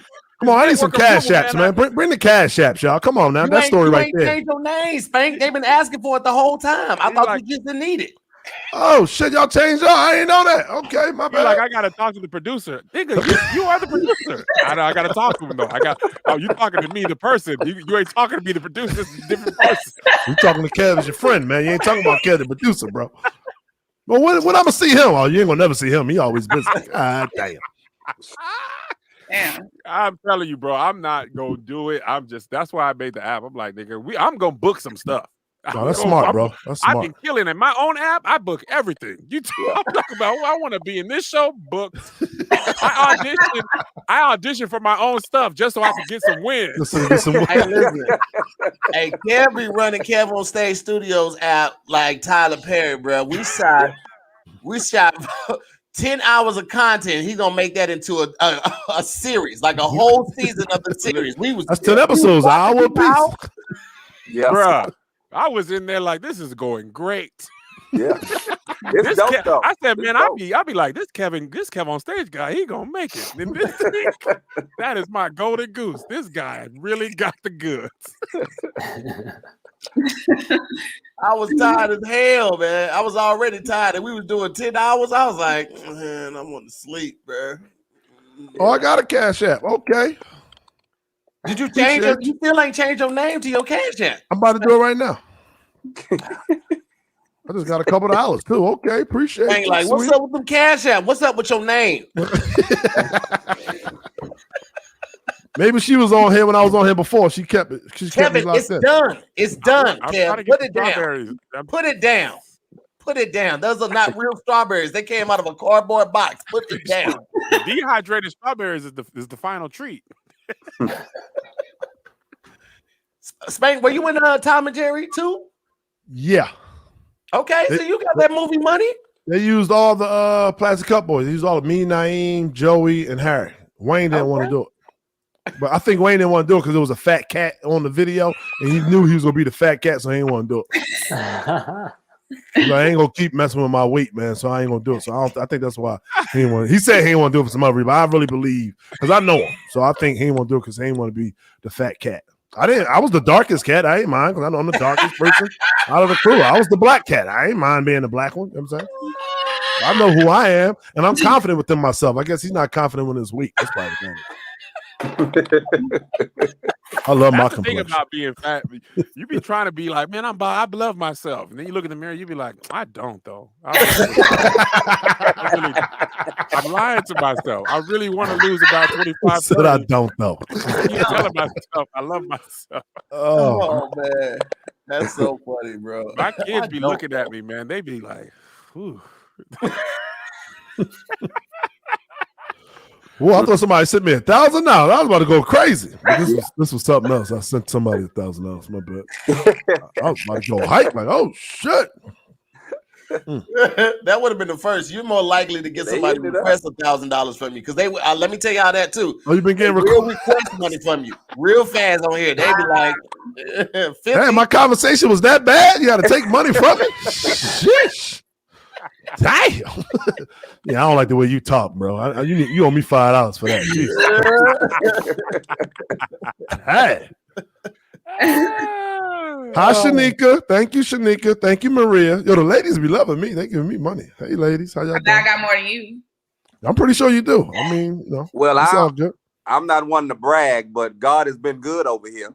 Okay, we can compare. Okay. No, we don't do that. We ain't doing that. Okay. Well, it's gonna be the first show we do it. Marcus versus Bria. Let's go. Put it on the KevOnStage app. Nah, Kev, the producer said he said people ain't really rocking with it. Yeah. Your girl been getting blessed. Hey, Spank, we were talking about who going first tomorrow, man. Oh, it's gonna be me. I gotta leave because I got another gig at the Laugh Factory. I gotta go to the Laugh Factory, so I gotta go early. Okay. You know, traffic be crazy. I had an answer to how somebody can go first. This is what I always tell people. Mm-hmm. If you pay the opener the most, it would never be a problem of who would go first. That is true. And with comics, it could literally be like $1 more. Yeah. I got it. I'll go. I low key, bro. Do y'all be the when it's a lot of people? Do y'all be like, oh man, let me get you know what I'm saying? I got the credits. Let me go here. I've been doing this long enough. You just be like, whatever. Not whatever. So this is for me.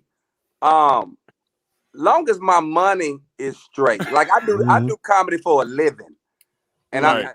And what I mean by that is I do it, you know, so the lights can remain on, you know, gas, all that type of stuff. I literally do it for a living. I found out over the pandemic that I really don't love comedy. I like it a lot, but I don't love it. Like if somebody told me I could make $250,000 working at Foot Locker, I like shoes. I would work at Foot Locker. But you know, so I'm just saying I like it a lot, but I'm not in love with it. Like, you know, maybe some of you or some of your partners and stuff like that. So I do it literally for a living. And I don't get me wrong, I enjoy it and all that good stuff, but I don't really care. I don't care when I go. I'm gonna do my time and I'm done. Yeah. Yeah, Marcus. So you saying you're going last? I got you. I mean, if boss man want me to go last, I'll go last. I don't feel like I'm going last. I feel like people like you, Spank, and I think what David Arnold and K Dub. I think I think some of you guys who work endlessly probably. No, I haven't worked in 3 months though. I haven't worked in 3 months. It's been hard over here. But you've been getting some checks from somewhere. I mean, that's not the point. We're talking about stand-up comedy, though. We're talking about stand-up comedy.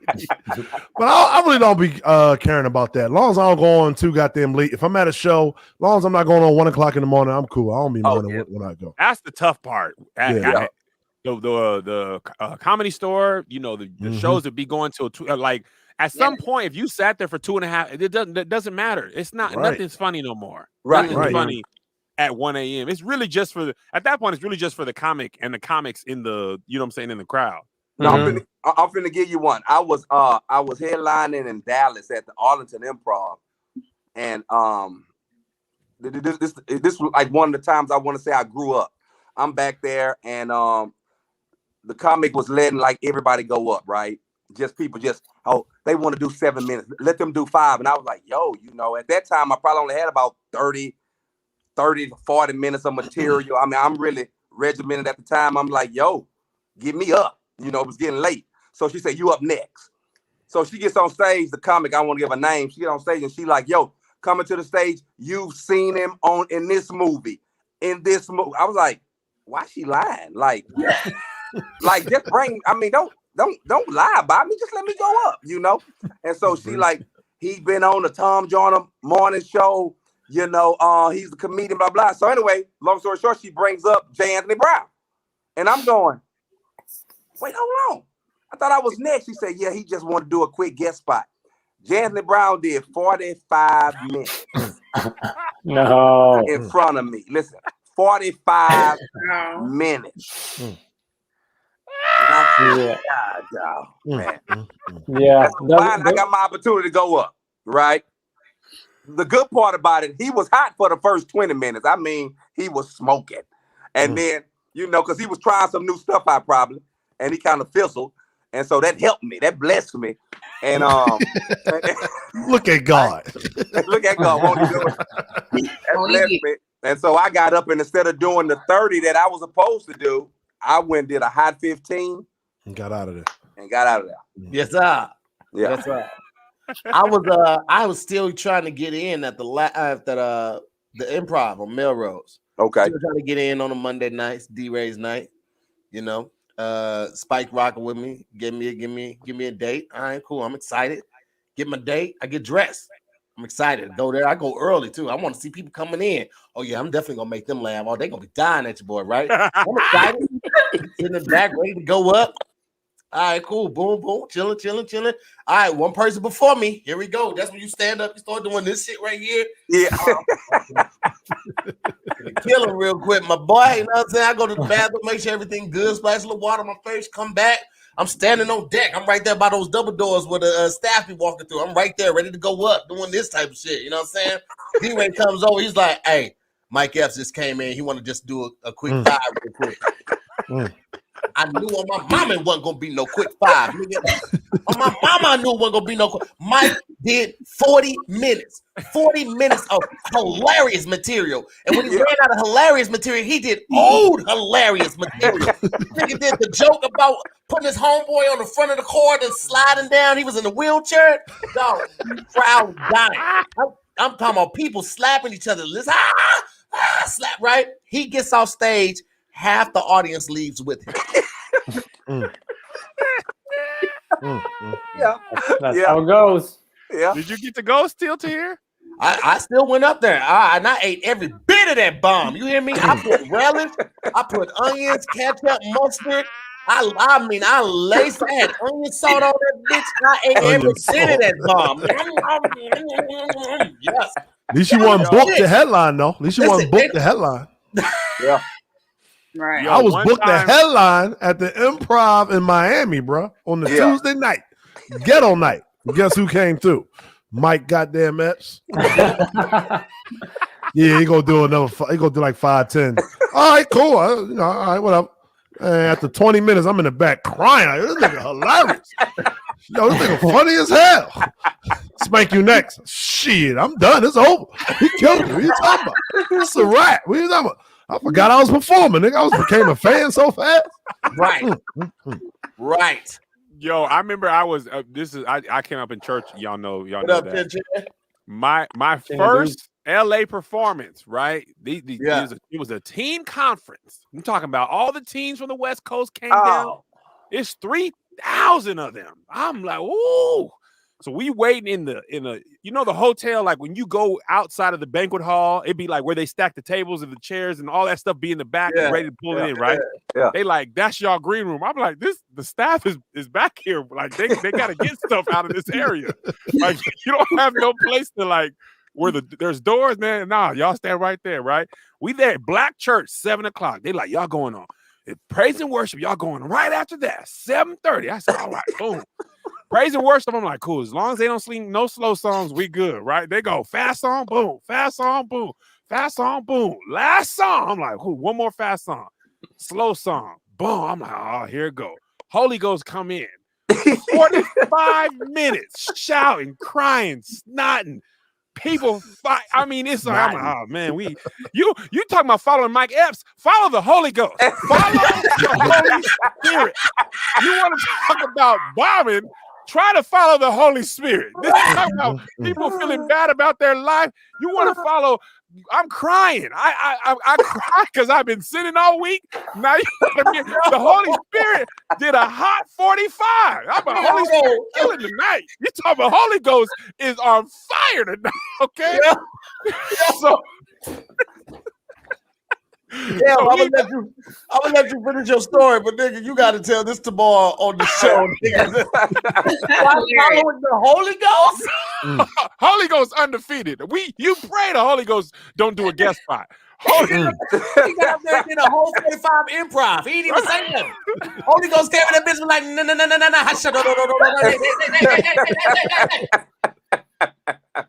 45 minutes of that and killed. You ain't never did comedy until you rooted against the Holy Ghost. Like, please, no, please, do not start playing shouting music. Please don't start shaking. They playing shouting music. So what happened too? So Holy Ghost rips 45 minutes. We in there, it's 8:20. We still in the thing. They start bringing plates out. They set up another banquet, right? They're like, okay, we gonna pick it back up for y'all. So y'all ain't got. I'm like, okay, cool. That's actually great. That gonna help. Come out, somebody else do 10, 20 more songs. It's 8:45. Then they come back. They like, all right, actually, guys, the preacher, he gotta go. His flight's late. He just gonna preach real quick. We're like, okay, yeah, but you know what I'm saying? He preached for an hour. Yeah. Right? People slowly start leaving. It's 10:00. We still in this little side area, right? They come out, we're like, all right, man, we supposed to do 45. What y'all gonna cut us down to, like, 5, 10? At least we can say we on Facebook. We going to LA, our first performance. They come back, hey guys, we actually, we gotta turn the building back in. Yeah. So we ain't gonna be we ain't gonna be able to get you in tonight. We like, hold on, we flew ourselves here. The only way we was gonna make money is sell merch, but nobody even got to see us perform. They was like, yeah, well, we got y'all next year though, man. We promise we got y'all next year. The next year was the Playmakers. All them videos went viral. We was like, we booked. We can't even make it. But I ain't gonna hold you. That was the word. Now, mind you, we had to come back home with no performance. We flew ourselves here, put ourselves up, lost money, never even got to see the stage. Yeah. Took the hottest L. And I follow the Holy Spirit a lot of times. That took massive L's. Because nothing's funny when you just was crying. Literally crying. Yeah. I mean, I had to follow a presentation about the humanitarian crisis in Kashmir. Oh. And a 10-minute video with children crying with no and half bombed homes. So they do this presentation. It's like the Pakistani version of "In the Arms of the Angel." It's like that, but it's like, you know what I mean? And then the fucking video is going on for 10, and then they go, "Now to make everybody laugh." And I go up and do this show, bro, and it's like a fundraiser for like 200 Pakistani doctors, right? And I eat my own ass for 15 minutes, basically, just not one laugh for 15 minutes, bro. And the room is set up such that the stage is here. There's a wall 10 feet in front of me. There's 100 people all the way to my left, 30 yards away, and 100 people all the way to my right, 30 yards away. So I'm having to do this shit but the huge speakers are in the way, so I can't see them. So I'm hunched over. I bomb. I sit down.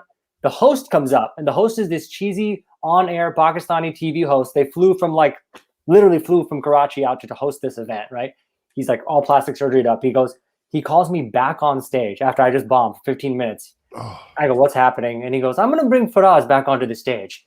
He holds my hand. So now I'm holding hands with this grown man on stage. And he goes, you guys, comedy is very hard.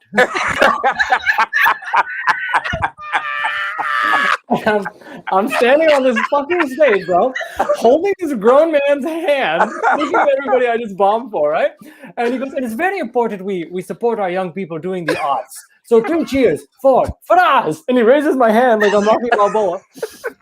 And nobody fucking claps. Oh, and he goes, he doesn't let it go. He goes, come on, guys, he was great, right? Come on, he was good. And I'm just standing there. They finally pity clapped me off the stage, and I was like, I quit. I'm never doing comedy again. Buying a gun on the way home. So my worst bomb story, I ain't gonna hold you, was worse than the Holy Ghost. The Bay Area black. Oh my God. Bruh, I had been doing Nate's Room in Tacoma. I'm talking about murdering. I had a joke where I would do an R&B joke. I'd take my shirt off, pour water on myself, step over tables. I mean, I would tear the house down. That was my closer. My first time doing a showcase set, first thing I didn't realize, that stuff don't work when you've only done 5 minutes. Now I'm just doing okay, right? I'm like, I probably ain't done enough to advance. You know what I'm saying? I'm really going to have to go for it, but it ain't really rocking with me like that. I go for it. Boom. Start singing the song. Pull my shirt off. Pour the water on my head. Nothing. I can hear the water dripping on the ground, and the stage is super elevated. I lock eyes with a person looking up at me. They just like, bruh, I felt it was ice water on the pitcher. I'd taken their water, I felt every eyeball dying. Now I'm freezing. I walked out, and you know the Spike Lee walk when people you don't see their legs. I walked 3 miles in the Oakland night with a wife beater on, like Spike Lee. Just it's the first night of the Bay Area Black, my first showcase set ever. I got tickets for the whole weekend. I told my wife, "Can we just go home tomorrow? We can drive. I can't face nobody else." Big Irish J was there, my boy. He was like, "Oh." I'm talking about I never bought. That's another joke that was undefeated till it wasn't. Look, yeah, man.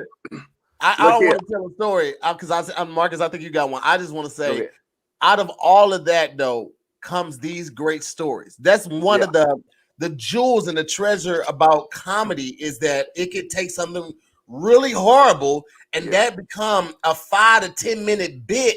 Because Feraz, that story you just told, hilarious. It made my soul happy. Not that you had to go through that, but like the genuine laughs of just the uncomfortableness that you had to go through, bro. Yeah.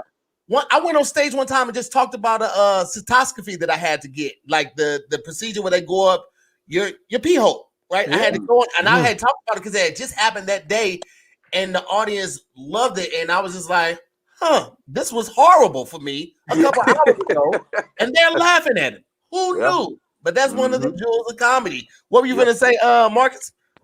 I was going to say, bombing, everybody kind of been through it, it hasn't happened lately, thank God. But I do remember that when I first started playing like white churches, and Kev, you probably can, attest to this. I started doing white churches, and this was my biggest fear actually as a comedian. Like, I do a lot of churches, but I do my churches, black churches. I know the white churches, they have short laughter. It's just, they enjoying you, but they're more just kind of, they're listening to the material, they don't get caught up on a whole lot of emotion. So anyway, I talk a lot about marriage. I've been married 23 years, and I talk a lot about marriage, right? And so I'm talking about marriage on stage. And, in the black church, I can be like, man, my wife get on my nerves, all this type of stuff. They know it's just jokes. Right. I'm in Colorado I'm in Colorado Springs somewhere. I'm doing this big retreat, whatever. I get back to the room after the show. They knock on my door. I open the door. They like, hey man, we enjoyed the show. It was great, but you was talking about your wife, and we know sometimes that jokes stem from a real place. And so we just come up here. We want to pray with you, pray for you and your wife. And I was like, no, them jokes. They was like, yeah, but we know they be real. I was like, no, I'm on the phone with my wife right now. Babe, tell them, hey, say hey to them. And what was crazy, it made me think, because I say this, it's funny how I do it in front of white folk and they want to pray with you. I do it in front of black folk and they just laugh at it. I mean, they're not even thinking that my marriage on the rocks or nothing. They just they look at it like it's all good. Because they're going through the same shit. Oh my God. That's hilarious though. Wow. They came to pray with me, man. I had to pray with them. I was like, I ain't gonna lie to you. I still want to hear 10 more minutes of that video for Rod. I think that video was really interesting, of the kids crying and stuff like that. I think it was really interesting. I can book that opener for you, Spank. You can book that. I got his agent's number, bro. They The crying kid. That's a tough That one, comedy man. tough, man. Holding your hand as a man is already tough. Just in Bro. general. I think that's the one and the only time a grown man has held my hand for over like 3 minutes that felt like an eternity. You know what I mean? This part right here. Come on, y'all. come on. Come on. The comedy is hard, right, guys? Am I right? You couldn't do it. You guys are really being hard on it. You couldn't do it. He was great, right, guys? Oh my God. Who Man. man? That might be the funniest bomb I ever heard, bro. I ain't That never might be heard. the funniest. Nobody who bombs usually has to come up and then eat a person trying to save it. That ain't even a comic. Hey guys, that was really wrong of y'all. Y'all didn't laugh at that man. I know. Just let me go. Yeah. Now that I think about it, before when you bomb and the host kill you, I thought that was worse. I think if a host bring me back on stage and say that would be worse. Yeah, I'd rather they just kill me if I bomb now. Jesus Christ. So The I worst just walk. thing about bombing is thinking the next person finna eat it too, and then they kill. They're like, oh, so it was just me. My first real performance in LA, I was with Nate, BT, Clayton Thomas. I go first, and I'm talking about Whispers Bar and Grill. I'm talking about taking it to the face. My first performance, and I'm like, man, I go to the back, man, y'all, we gonna have a tough night tonight. We are going to struggle. You hear me? As comics, it's gonna be crazy how we get through this. BT goes out. I'm talking about rips. Clayton go out rips. Nate go out rips. I mean, we out in the parking lot, so it is just my ability different as y'all are better than me. Y'all just gonna kill with the same group of people that was. There was a black lady in the front who was like, I don't like, she literally said this clear as day. I don't like your jokes, young man. Young man. There's nothing worse than a heckle that's worded like a stern letter. Right. So why is your word so clear to me right now?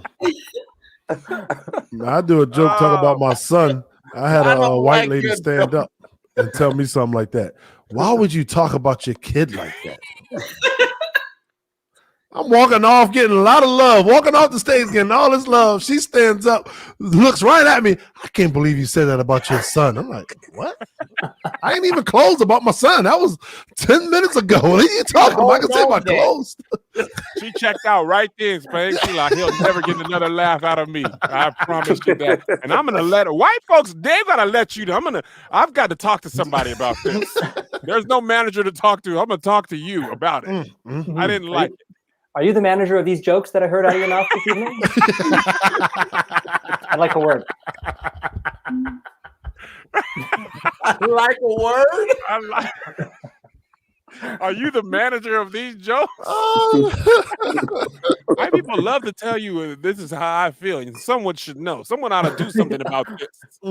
Oh yeah, for sure. That's the worst when you do a dark joke and they be like, "Oh no, nigga, laugh, man! What are you talking about? Laugh, do that, man." I used to tell a joke about my son having a fat tongue, And every time people go, I'm like, I just got to bail on it. Because once you feel bad for the person in the subject, you ain't never going, I can't get you to laugh if you already feel bad. I lean into it. I got a little person joke. As soon as I started, people be like, oh, and I'm like, oh, yeah?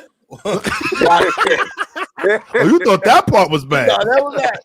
I go straight from that. I go to a joke about talking to somebody with a lazy eye. I'm like, you ever talk to somebody with a lazy eye? And I hear him like, oh, I'm like, which eye do y'all talk to? There's no rules for this. There's no book. There's no learning curve. Like I lean into it. You want to R? I'm gonna give you all the reasons to R. Trust and believe. Tahir is evil, man. Who, me? You're evil. Yeah, you're right. Tahir, when he loved to stir people up and he just sit in it like, yeah. I do. Get all this uncomfortability. I'll text you something that's either gonna make you want to fight me or run from me because you don't know how crazy or how serious I am. But I don't care. I don't care nothing about it. I don't care. Mm-hmm. We all need that group of people. There's some stuff it's some dark comedy on the internet that you got to share it with your people. You got to have that because if you don't give it, then you gonna put it online. You know you can't put that out online. You can't. No, you can't prove to nobody that you ever saw this. But them people that know you well, they be like, "Dang, Kev." I'll be like, "I know, man. I don't know what." That's bad. Like what Tahir posted today. What Tahir posted today? Oh, the girl with the feet eating the crab leg? What? With people said, listen, people told me to make that. I was like, break it down to here. Break it down to hear the video. They don't know what you're talking about. It's all about the angle that you come at it from, right?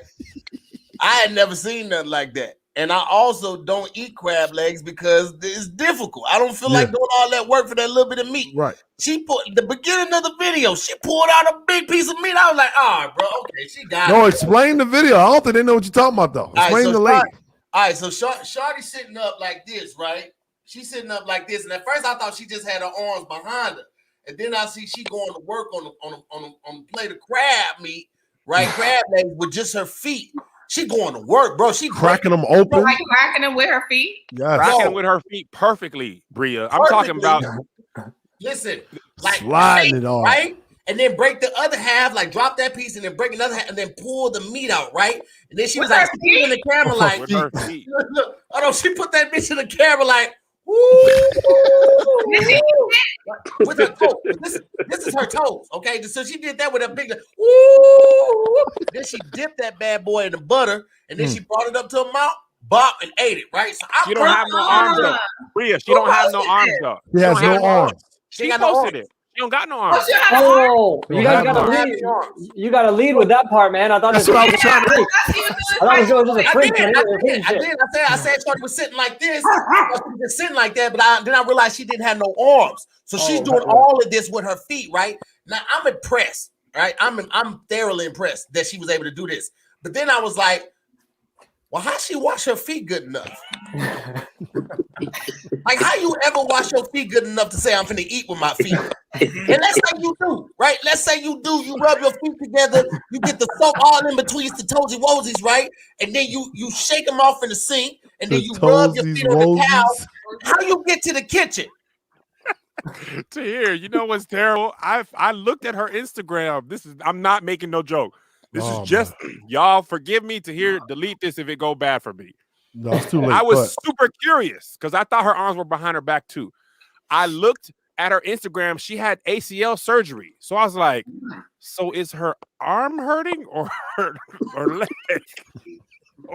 Wait, who recorded it? She does these videos all the time, I guess.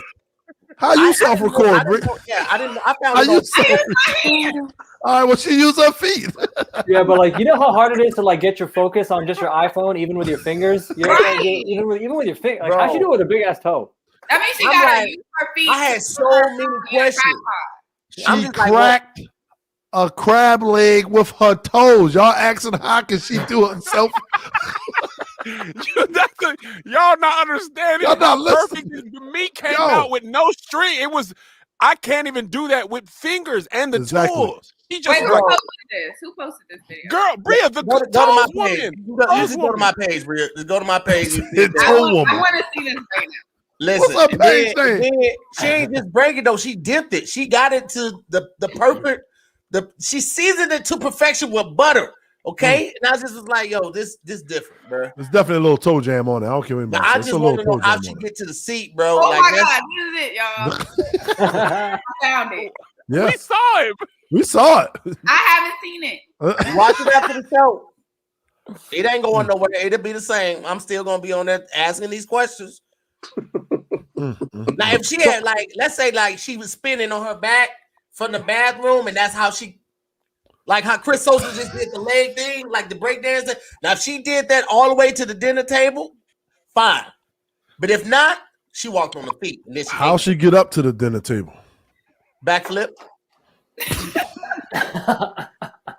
Yo, Tahir sent us in our group chat, and everybody laughed at this now. This girl with Tourette's was having to take a COVID test. Y'all see this video? No, send it to me. Bruh, she had Tourette's, and she went, Tahir was like, look at this. And she went to karate chop the nasal swab. It was a whole minute of her not being able to take it. And I'm like, bruh, can you laugh at these things? Yes. It went hilarious. viral. She had to post it. That's what she posted it. it. It wasn't just a chop there. She had Tourette's, so she was like, bitch.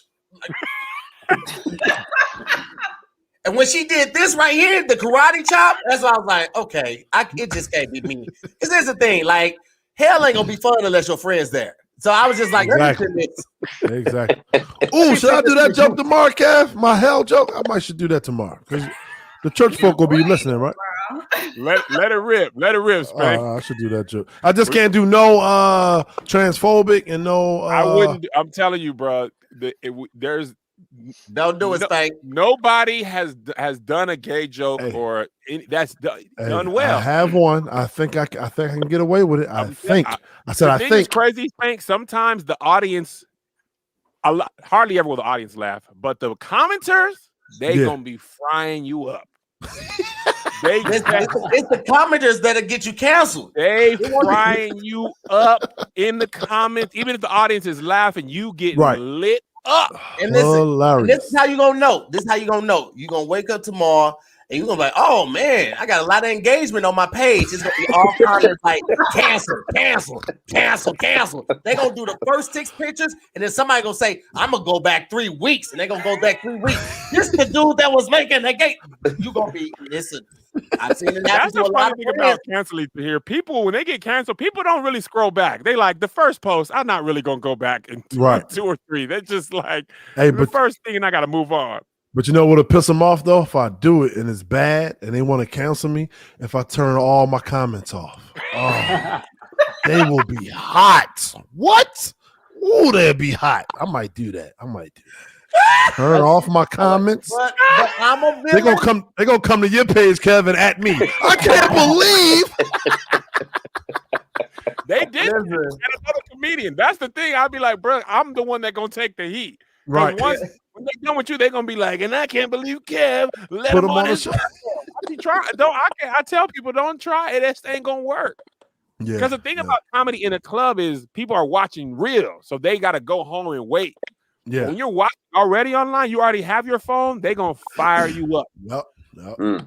I love it. Get him, Spank. I get fired up all the time. I did a joke about me moving out the hood, living good now. And I was like, yeah, man, I forgot I was black for a minute. Man, but the whole process of the joke of me moving into a nice white neighborhood and leaving the hood, and I left my family, like I couldn't afford to get my mom and my grandma out, but I'm out of there. But they should have saved their money. They ain't saved their money. That's on them. I'm living in a good neighborhood, gated and everything. So, man, when I tell you black people was mad at me about that joke, oh my God. Ooh, wait. I can't believe you. Take it off to here. Take it off. Take it off. Why? I didn't say it. I've been highlighting a lot of comments. What are the comments? I want to see them. It's on the screen. You see all our pictures? I see y'all pictures, but I don't see. I see Tone Bell in the background. Why Tone Bell picture in the background? Tone Bell in that picture look like he gonna beat you out of a record deal. He taking your royalties and giving you a Cadillac, and you ain't gonna see another dime. All right, I just made it a full screen, but I still don't see the comments though. Look, do you see what's on the bottom of the screen? Weird. Really? Why? You don't see the comment that say can't bomb worse than Doug Williams? Yeah, I see that. I see that now. I see that. That's now. what he was telling me to take down. That's what he was saying. Oh, Doug was on there one time. It's down. It's down. Hey, but you know that was one of the worst bombs ever, though. Yo, I'm KevOnStage. I got a lot of stuff coming out. Appreciate y'all for rocking with me, man. Just go ahead and Kev, follow you me. didn't say it. You didn't. That's your cousin, Kev. That's your cousin. No, he did. He did keep your distance. He did keep your distance. Oh, he didn't bomb on there though. He funny as hell. Doug funny as hell. I love Doug. Only met him once. What he funny? Spank. That was what the comment was in regards to his show at KevOnStage Studios. Oh, damn, he bombed again. Damn, I thought he kept up again. Y'all making me uncomfortable. We were cheering him on. We were like, "Get him, Doug!" And I thought they were talking about the roast when Jamie Foxx got on. That's what I thought. Oh, damn. My bad, Doug. I didn't know. Damn. Yeah, what's up? I'm not doing this. Hey, man, if it was the other way around, he was here and I bomb, I'm pretty sure he'd have got some jokes. Ain't nobody trying to hear that, man. You take some and you lose some. Shoot. Yeah. I might lose tomorrow, but it's not tomorrow right now. So the day is on him. You acting like I put that in front of somebody that didn't see it. These are the same people that be at the show. They saw it. Yeah, they saw it. I'm not spreading no rumors. How bad? Tahir, how bad was the bomb though? How bad? It wasn't like listen, it wasn't like a bad bomb. Let's say that you was like, okay, let's say that you got an Uber, right? And you called an Uber while you already late for work, right? Ooh, So you already 10 minutes late, but your Uber driver is driving 10 miles under the speed limit, right? Oh yeah, you mad. Right. And then y'all hit a little traffic, right? And then you get in a car accident and the car catch on fire and your seatbelt get out. And you can't get out the window. That's really bad. Hold on. But the fireman come and let you out the window. But did you die? Okay, you didn't die. You didn't die. You didn't die. Okay. So it was a bad bomb, but he didn't die. You lived to be late another day. So let me find out. You got a tough crowd out here, Kev. I thought the church crowd was a cool crowd. What's going on? It ain't church people. See, some of folks' biggest misconceptions that a church crowd, not saying the Kev crowd is a church crowd, but I'm saying they think that's easy. No, I ain't gonna fight. I definitely thought it was. It wasn't even that. It wasn't even that. Kev's a great guy. This ain't got nothing to do with Kev. This is just be for all future comments. People come on the show sometimes and they be like, "Oh, Kev doing a show in the alley," and they be like, "Don't." We tell them, we say, "Hey, don't talk about the venue. The venue is what it is. People come to have a good time. That's it." And then when people do it and the joke don't go well, then the next thing they want to do is like, Kev out here, he paid me this little bit of money. Kev ain't paying a little bit of money to comics. Kev is actually paying the most to most LA comics that aren't touring. Kev is paying a nice amount, right? And so they go from one joke to the next joke. Hold on. Tommy. Let me write both of them down. So I'm gonna start off with the alley. And then Kev not paying me enough. Okay, because I want to piss them off. I ain't gonna lie. I want to see these comments. But it's not Kev. Like it was nothing Kev did. It was nothing. Real quick, Todd, not to cut you off. Is that disrespectful that I say church crowd? I'm not trying to come up. It's not really a church crowd. I don't think it. Okay. The people in the audience definitely aren't church. And my audience, listen, even when I was in the clubs, it was church folks is just just regular people. They just go to church. They are. They used to be like, "Oh, Kev, don't say nothing. I'm in the club." Like I'm here. We both here. I don't want you. Yeah, I've done some church crowds. I just took the curse words out. That's all. Yeah, bro. They listen. I've learned that in the club they love church jokes, and in the church they love club jokes. We the same.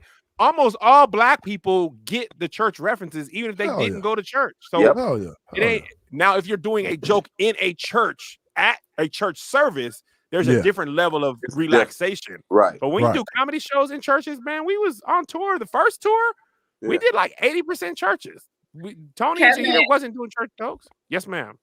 I remember when we first talked about the show, you were looking for comedians that do clean comedy. Is that still like the case, or no? That was specifically for a clean show. Oh, okay. Yeah. This show, I want people to be at their best. So if you work clean all the time and you got a clean set, I book those people for the clean shows. But I want you to do your material that makes. I had to deal with some church people being pissed off at me.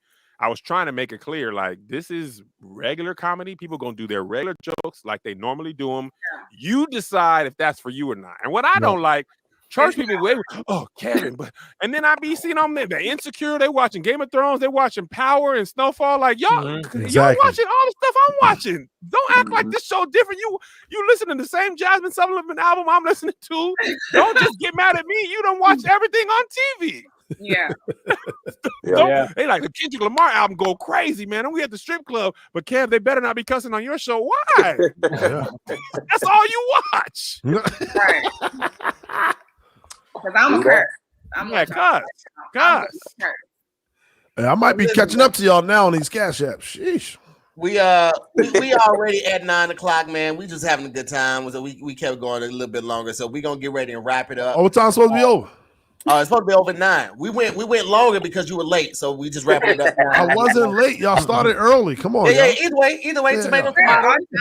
Yeah, come on. Your pay get docked. Either way, you know. So listen, we're gonna get ready and close it out. Spank, you familiar with how we do it? So let's go Spank, and then Marcus, and then Bria, and then Feraz, and then we close out with you. All right, before we close out, I feel like since we made it to the Zoom in with the homies, we should set the order. I feel like we should set the order for tomorrow's show. So let's go Spank, let's go Marcus, let's go Bria, let's go Feraz, and then let's go Kev. Boom. So what I'm doing now? Oh, you talking about tomorrow for the show? I just said the same thing. I was like, no, y'all gonna go like this. It'll be easy. You already said that. So I was talking about for tomorrow. He just went with it. He was like, oh, this nigga crazy for real. All right, cool. So what up? The list always comes out, I think the day of. No bullshit. Dave Arnold should be the headliner though. David Arnold, for sure. I pay respect to Dave Arnold, and he's funny as hell, and he should definitely, he's the most seasoned and all that. He should close out. I don't mind where I go. Regardless, but I feel like Dave Arnold should close out though, out of respect. He probably looking at me like, Spank, if you don't get your young ass out of here, I'm closing out, if anything. But I think he should close out, in my opinion. Then I think Marcus should go before him, because Marcus got that good, wholesome family show. Like, he gonna make everybody laugh. So I'm not gonna make kids laugh. I'm only gonna make street niggas laugh, like how Tahir makes street niggas laugh. So I feel like since Marcus got all that, and then I feel like you should put a lady in front of Marcus. You should put a lady like Bria. I think Bria should go. Kev, just let me host, Kev. Just let me host. Just let me host. And then, you know what I'm saying, you just set it off, bro. You open that thing up and we'll figure it out, man. I think we'll figure it out. And then Feraz, you already know, baby. Spank, if Spank study if he study his lines the way he studied his line up, he'd be almost moving. I'll be in goddamn Candyman. God damn it.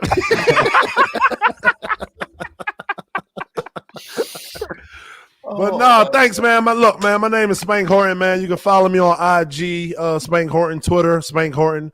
I don't have a TikTok, but they're doing my jokes on TikTok. I appreciate that. That's love. I reposted some of them that they're doing. Go watch Tom and Jerry. The new movie just dropped last Friday. I was Ash, the Alley Cat. I got like 4 lines. What else I got? We got the Sirius XM Channel 96 radio station, straight from the heart. Kevin Hart and the Plastic Cup Boys every Tuesday and Thursday from 7 to 9 p.m. Eastern time. That's it, man. I'm working on a couple other things, but we don't know if it's going to make it or not. That's why they call it a pilot for a reason. So I'm gonna just leave it at pilot stage. Spank, if you want to thank the people that hit your Cash App, you can run through. You don't have to say the amount. We say their names if you want to. If not, you can say thank everybody. I think we all should say the amount to see who got the most. I think we all should do that. Y'all create y'all own thing on Instagram. I think we should all do that. Come on, let's. The only mess we start is the one that I start. All right, because I'm done. I'm retiring from Zoom with the homies. This is my last show. Nah, man. Tahir don't care. He throw me out to the wolves, and then when I got to be the one on Comedy Hype making the answer for all this stuff. You could have called me. You could have called me. I would have pulled up for I ain't never gonna let nobody in front of me say nothing wild to Kev. Ain't nobody gonna say nothing wild around me for Kev. And I'm also gonna be me. We was in the airport one time. We saw an individual that I wasn't a fan of, and Kev was like, "Look, Tahir, there goes such and such." I was like, "I don't fuck with him." because he thought I was gonna keep it all the way gangster. I kept it all the way gangster. And that was Tommy Davidson, right? That was Tommy Davidson, right? Wasn't that Tommy Davidson? I think that was Tommy Davidson. If I'm not mistaken, I think that was Tommy Davidson. What is y'all problem? I could be wrong, but I think it was Tommy Davidson. He was about to say the name. Spank and Tahir is the ones that cost the class the pizza party because they knew they wasn't gonna get the pizza party no way. If I can't go, the whole class ain't nobody finna have pizza. Y'all think you're finna eat pizza and ice cream and I gotta sit in attention? I'm gonna piss the teacher off so much, nobody getting pizza. I came up in that rough comedy world in New York, man. Philly and New York, man. Did y'all see the Patrice O'Neal documentary? Yeah, I saw it. Nah. Hey, man, bruh, that's how they used to get me. They used to kill me up in there, man. So you bomb, man. For the record, too, Rodney Perry is trying to facilitate that whole situation with me and Tommy Davis, and so I didn't even bring that energy into 2021 because I let it go. And then Rodney Davis trying to facilitate the sit down between the two. It ain't even that big. That's love. That's what's up. Yeah, you know what I'm saying. That's what's up. All right, you go ahead, Marcus, before Spank starts some more shit because he's just petty. I don't know where he get that spirit from. What's up, Tommy Davis? How you doing, bro? If you listen. Okay. Marcus, who you beefing with? Marcus, let's let it out. Come on, let's let it out. Who beefing with you at the church, Marcus? Let's let it out, man. What pastor getting on your nerves? Let's talk about it, Marcus. Come on, man. No, Spank, you ain't about to mess up my money. Listen, follow me at Marcus D. Wiley. I think that's with everything. What else I'm supposed to say? Oh, thank you everybody that tipped me tonight on Cashapp. Really appreciate you. Thank you so much. You can catch me. I'm still on the Yolanda Morning Show. We got fire. We got fire. What was my total? What was the total, Mark? Total praise. Total praise. Well, you can tell who's seasoned, can't you? God damn. That boy's seasoned, ain't it? Sheesh. Yeah, and so I'm looking forward to tomorrow, man. I appreciate being here. So thank you to hear and Kev. What you got, Bria? $220. Oh, you said what you got. I thought you said what you got. My fault. I'm sorry. Y'all can follow me on Instagram and Twitter. My handle is Bria Janay. That's JADOREJANAYY.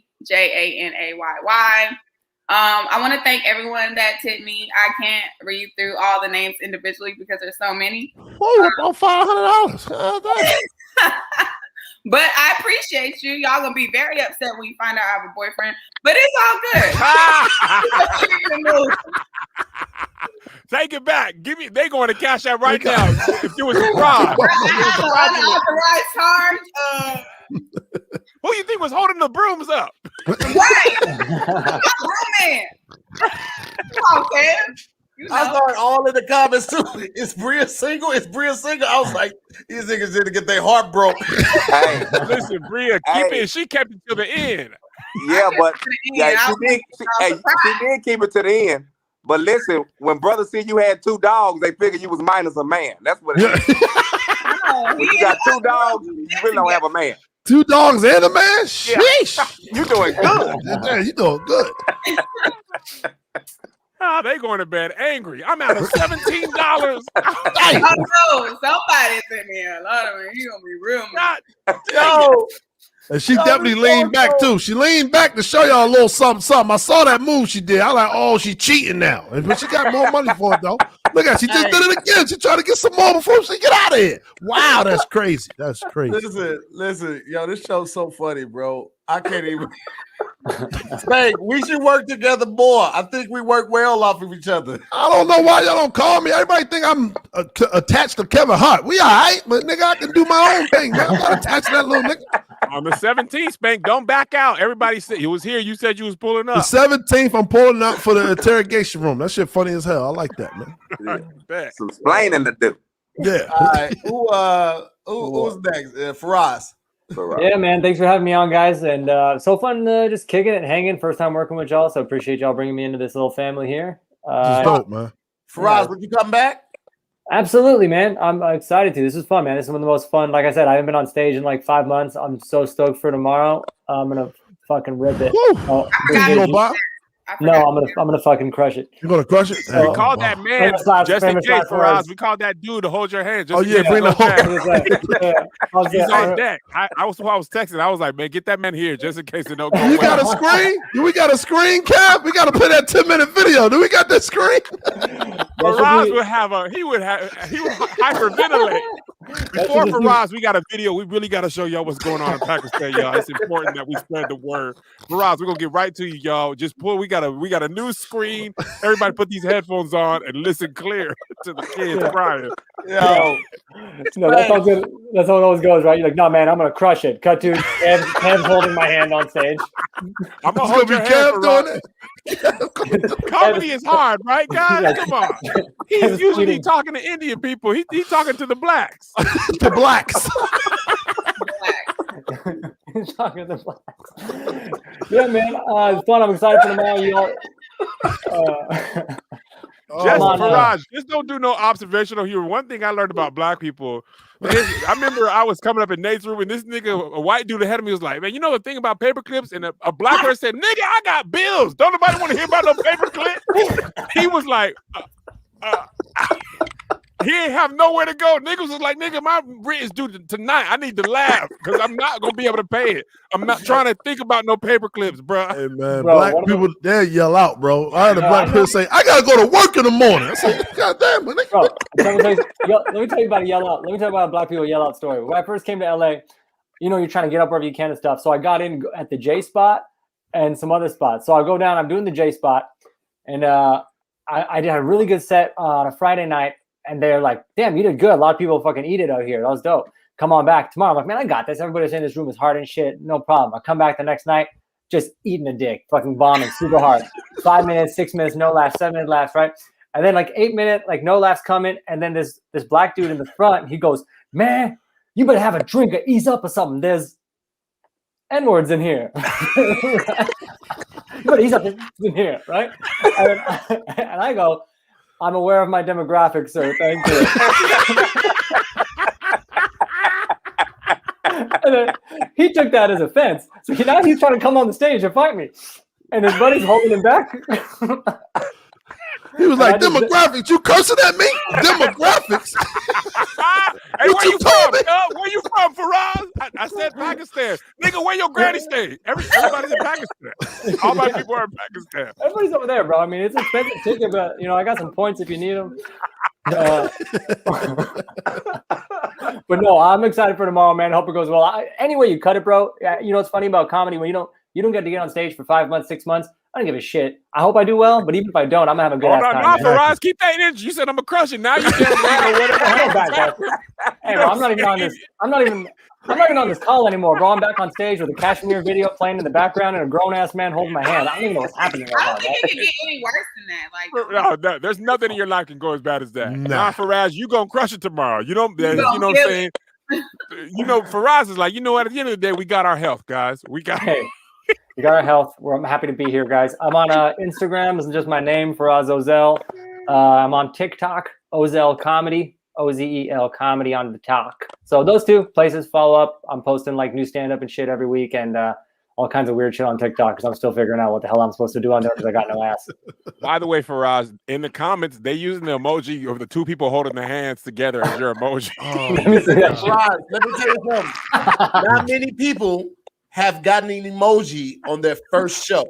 Hilarious. It is a real like rite of passage. My group of supporters, if they rock with you, Feraz, they will give you an emoji, and if you put that on a shirt, I promise you, at least 100 people will buy your shirt right now. That's the MooreMods seal of approval. The MooreMods, the Scary Squad plays no games when they come with the sport. So the fact that you already got an emoji says a lot. I mean, Bria, they gave you one.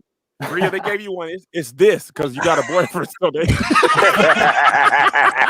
just want to remind you the next time you on. They want to remind you. They don't. You ain't getting no cash. Sent me another Cash App after I said that. He said in the Cash App, he said, "I don't give a fuck about your boyfriend." Yo, man. He's shooting from the rafters. I love my people, y'all. That's the real one right there. That's a real one, yeah. He's shooting from the half court. Oh, man. care about your boyfriend. What that mean? You still single? Yeah. Let me shout out LeBaron, man. He sent me $25. Let me shout out LeBaron. Hey, hey, listen, LeBaron, yo. had to get LeBaron was at 11,000 orders, I think, already over like the course of a week. He had to have like NBA players come down and everything. LeBaron, he runs Popcorn World, over 250 flavors of popcorn, the best popcorn in the world. He started rocking with us last year, and it's just been a solid brother through and through. Y'all check that man out. Popcorn. He got a collard green flavor popcorn. He got ribs. It's crazy. What? He got crab legs. He got Old Bay. I don't think he got Old Bay, but he got crab legs. Hold. I'm talking about popcorn. Spank. He got hot wings and blue cheese, hot wings and ranch. He has spicy dill pickle. He has jerk chicken. Bro, popcorn flavor. Popcorn, my nigga. What's his website? I got to see this website. I got to see doingtheworldofFlavor.com, bro. Can I just say thanks for the emoji, guys? You said thanks for the emoji, guys. Thanks for the emoji, but also thanks for all the. I didn't shout out the people on the Venmo. Thank you so much for sending money, man. I thought I'd get like $2 or some shit, but there's a little more than that. So thanks so much to everybody who sent me money. I'm blown away. That's awesome. Yeah, I want to thank everybody too. Appreciate it. $5 shawty. Go ahead, Kev. Close us out, man. Yeah, this is my last Zoom with the homies. Thank you to Tahir for, what I'm saying, sharing your platform. I'm just not gonna be doing this no more. I got too much. Why not, Kev? Why not? I just don't want to be on Comedy Hype again, man. It was I was bummed. Why was you on Comedy Hype? Explain that story. I didn't see it. Explain the story before you close it out. Come on, Kev. Okay. People want to hear it. That's all they said in the comments. Come on. I had posted the Doug and Jamie roast just because it was in at All Def. We used to always talk about it. It was funny. Right. I thought everybody knew it.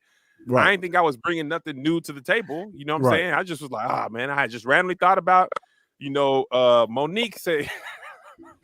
Monique, when Doug started to have some trouble, Monique saying, "Get him, Doug," is just the funniest thing because it was really all downhill after that. Right. So I posted, just not thinking nothing of it. So it gets around. Kev's being disrespectful, all that. Doug DMs me. I'm like, yo, I didn't mean nothing by it. My bad, bro. I've just, we roast a lot at All Def. I just posted it because I thought it was funny. So I go on. You get a lot of DMs, Kev. You get a lot of DMs. Bro. I do. I had to forward this DM to you. Yeah. You ain't got to talk about that though. But keep this. Celebrities don't like this guy. But go ahead, Kev. Go ahead, bro. Keep going. I ain't never talked about that publicly. Come on, stall me out. I'm gonna stall you out because I want to finish this story. Go ahead. So I go on Comedy Hype, and to talk about keep your distance, I pull up and this Doug on the thing, and they like, we gonna settle this now. I'm like, oh wait, what? I'm supposed to be talking about keep your distance. What did you? I'm blindsided. I never had seen Doug on Comedy Hype ever. He is not like a regular, person on there. Mm-hmm. So anyway, I was like, okay, that's what I get. I'm not gonna be getting into none of that stuff no more. Then Tahir comes to the show, and that whatever happens.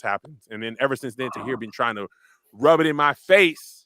He trying to bait me. He trying to get me back on Comedy Hype with a surprise guest. I'm like, bro, I'm not trying to be on there. Hold on. Get him, Kev. That's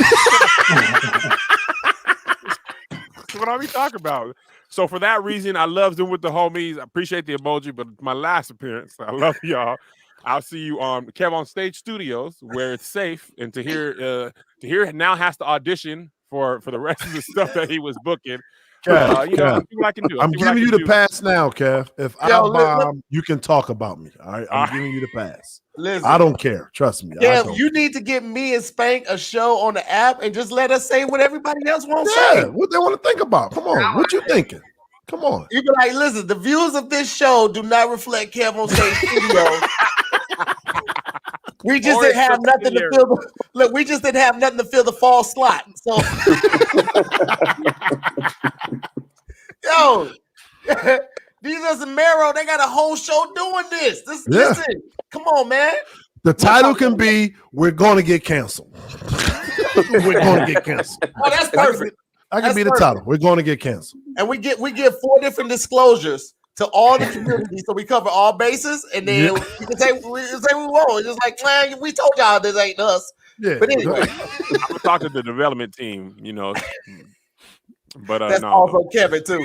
Anyway, Thank you guys for tuning in to another night. Tonight was fantastic, man. We had a lot of good time. Thank you to all the guests, all the first timers, Feraz, Bria, Marcus. Thank y'all so much for pulling us. Spank, you know it's always a pleasure when real ones connect, bro. Yeah, of course, bro. KevOnStage, man. I appreciate you for everything you do, man. Don't forget to grab your tickets tomorrow for the KevOnStage. Keep your distance. Comedy show is going to be amazing. You saw a lot of the talent that you will see tomorrow night here tonight. And for those wondering, you absolutely are right. Grab your tickets right now to see TahirMoore roast on Netflix, okay? 8 p.m. Eastern, 5 p.m. Pacific Standard Time. Amazing guests are going to be there. Tickets are only available on Eventbrite, and the link is in the description, also on my Instagram page. VIPs are completely sold out. All the VIPs are sold out. I will see y'all on the screen tomorrow. It's going to be a lot of fun checking that out. This online? How can we see this? This online? It's gonna be on YouTube. It's gonna be unlisted. I'll send you the link, Spank. I'll send me the link. I'm gonna check it out. There's a sponsorship link, Spank. If you want to like pay $500, that's the platinum. I broke up. What's going on? Yo, I'm not... Did it just log me out? Yo, that's crazy, yo. That's crazy. Damn. I want to give a special shout out to Shamika, Corey, Jordan, Nicole, Taylor, Young Deuces, France, Zuri, taking the stage, Tanisha, Maria, Monte, Brian, Shanice, Shanika, Erica, Odell, Kimber. Thank you guys so much for the donations. Hope to see you guys at the birthday roast. This is the last show of the week and also the last show for next week as well, because I'm taking a week off. So I'll see you guys in a week and a half, just about. All the birthday thank yous. I appreciate you so very much. Love y'all, and we'll see y'all tomorrow, and then we'll see you the day after tomorrow too. Y'all be good, be blessed, and see y'all at the show. Peace. All right, y'all. All right.